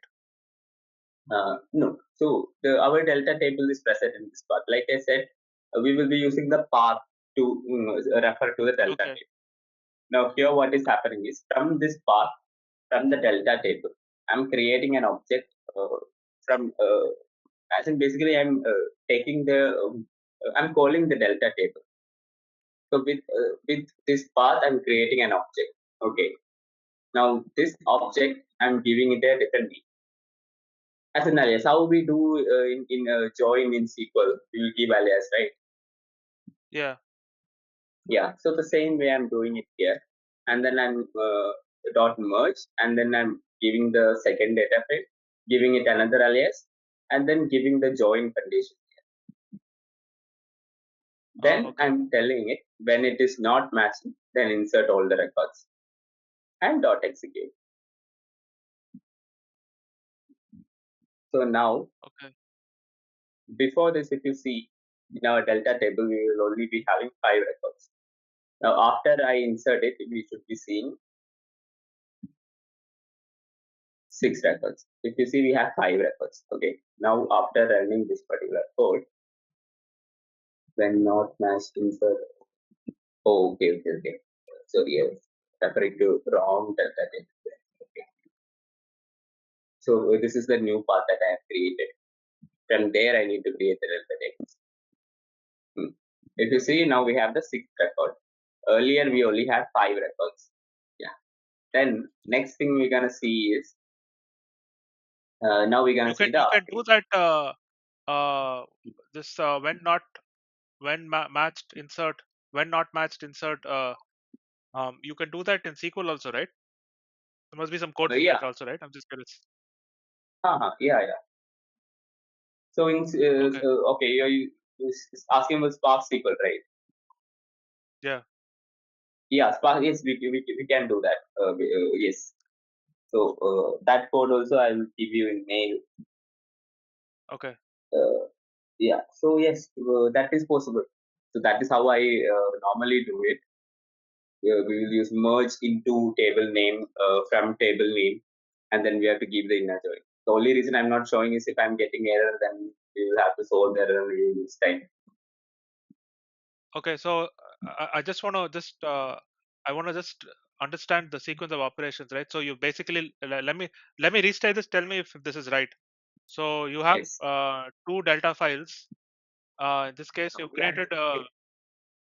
We have. Okay, yeah, go ahead. No. You tell me, Adarsh. I want you to tell me.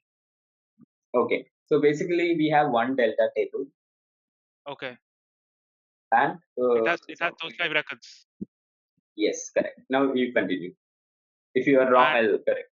Sure. So now from that file, so now you've gotten a new file, and that file has 6 records, out of which 5 are same, and you're trying to basically insert the 6th record into the delta table. So that's the case here. That's the use case you're describing here. Correct. So here you're so you have an existing delta table, and then you are I guess that line 11, right? That's the code I'm trying to like figure out. Like that's just you're just declaring a delta object. Is it? When you say delta object, what is that a table or what is it? So this is our table. So basically, this code you could think of as the same way as path.read dot format delta, and we'll give the path, right? That's the same code. That's the same functionality that happens here. Okay. Yeah. Basically, I'm reading the contents of this table and putting it into this particular variable. Okay. That I'm referring here. And that you're saying you're going to merge it with the table, I guess New data frame. so you're merging the new data frame with the old. So you're merging the delta table with the data frame called data, right? Correct. Yeah, names correct. are confusing. Delta table and data. That's why I'm getting lost in that. So okay. Sure. Yeah. So Yeah. data is Now I nothing but understand. from the 8th line we're Okay. getting data. Yeah. Then we are So giving the condition. yeah. So new object dot alias dot whatever, you given a new name, and you're merging with the uh, old data frame, and you're giving that condition there, and then you're putting the when not matched insert all. Okay.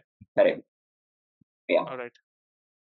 Now, next we're gonna see about update. So, like I said earlier, if you see the two files, I've changed their age. Basically, in the updated file, they have given 50 and 65. So here it's all within 20.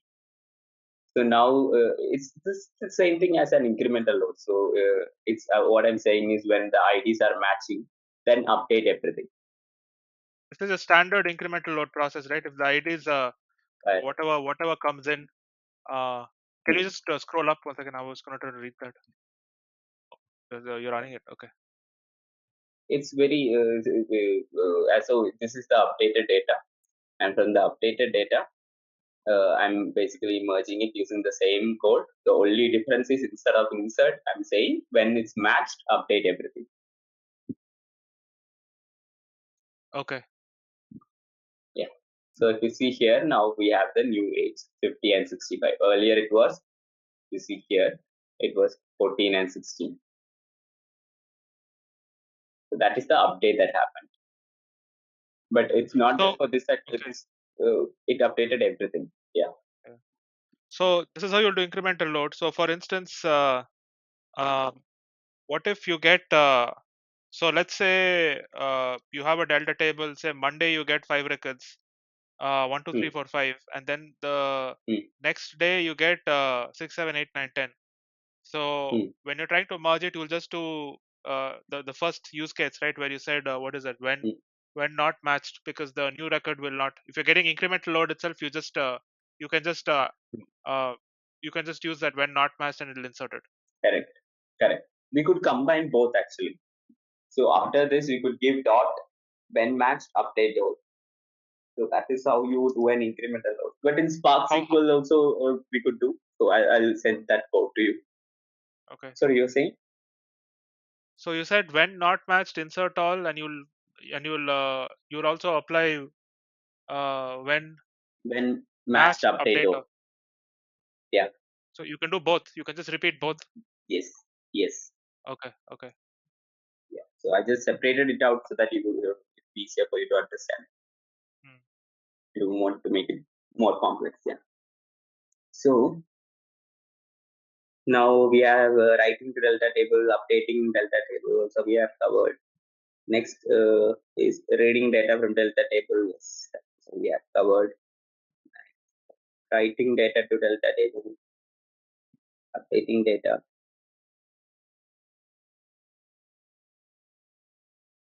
Here, there are two things. Schema. So there's something called schema evolution in delta table. Okay.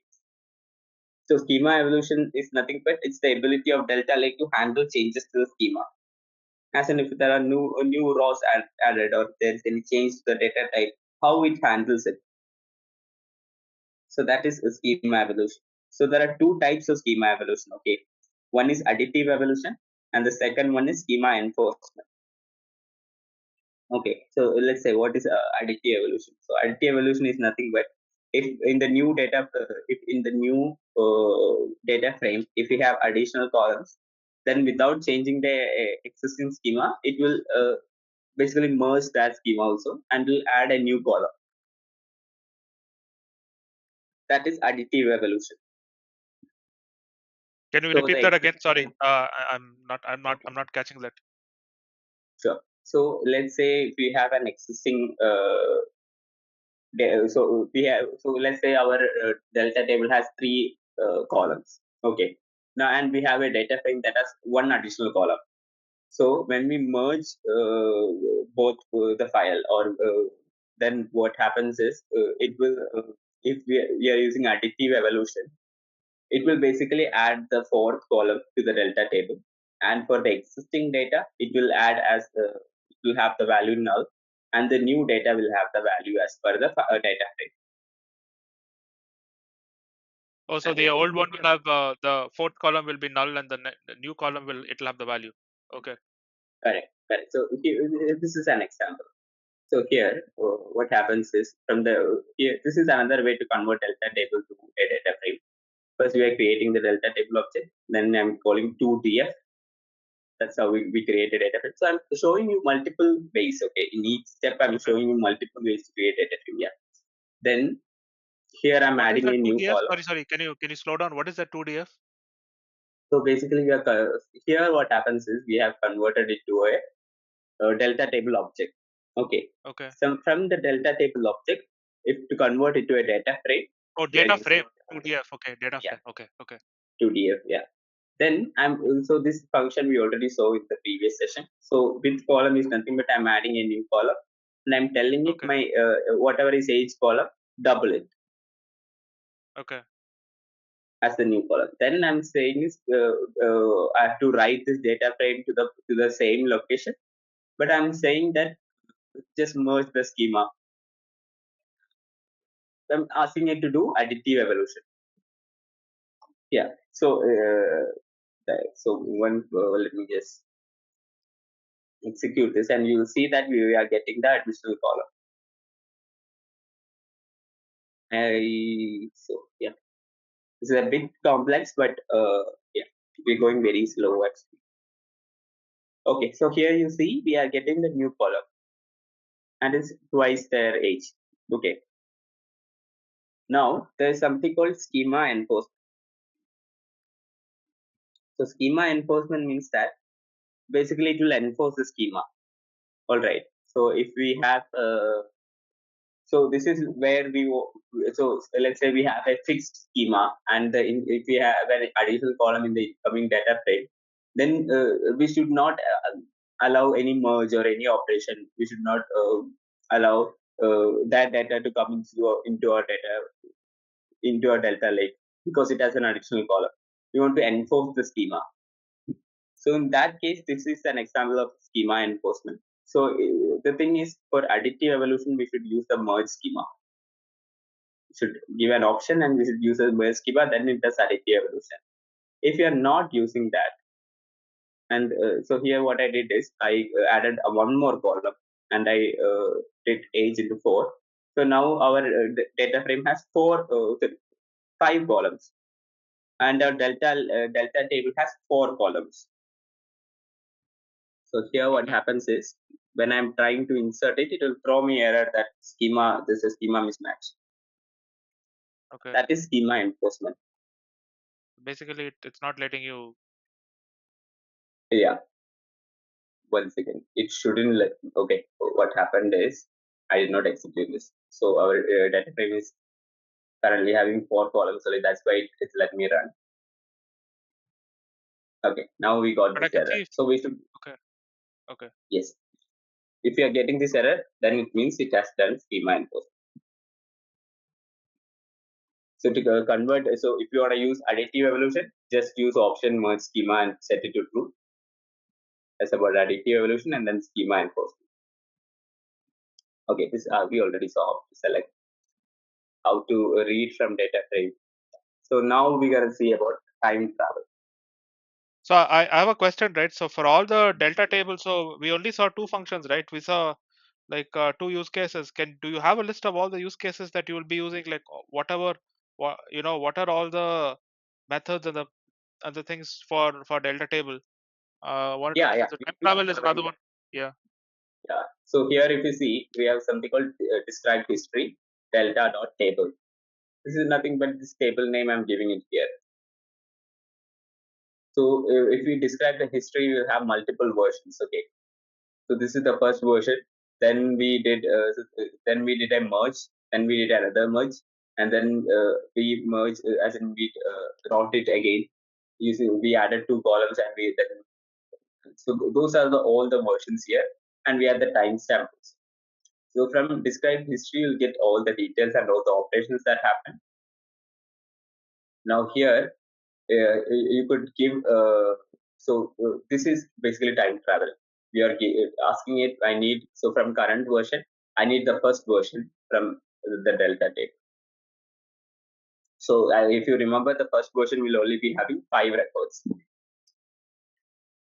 Yeah. Before the merge. Yeah. Just give me 1 second. Why is it showing 6 records? Yeah. This is the first version 0, version 1. Okay. 0. Yeah. So we should be getting 5 records. So this is how we do time travel. And you can also use timestamp to do time travel. And there's something called restore table. So let's say we want to restore our current table to a previous version. Then we could use this code. Let's say we did something and then we want to roll back.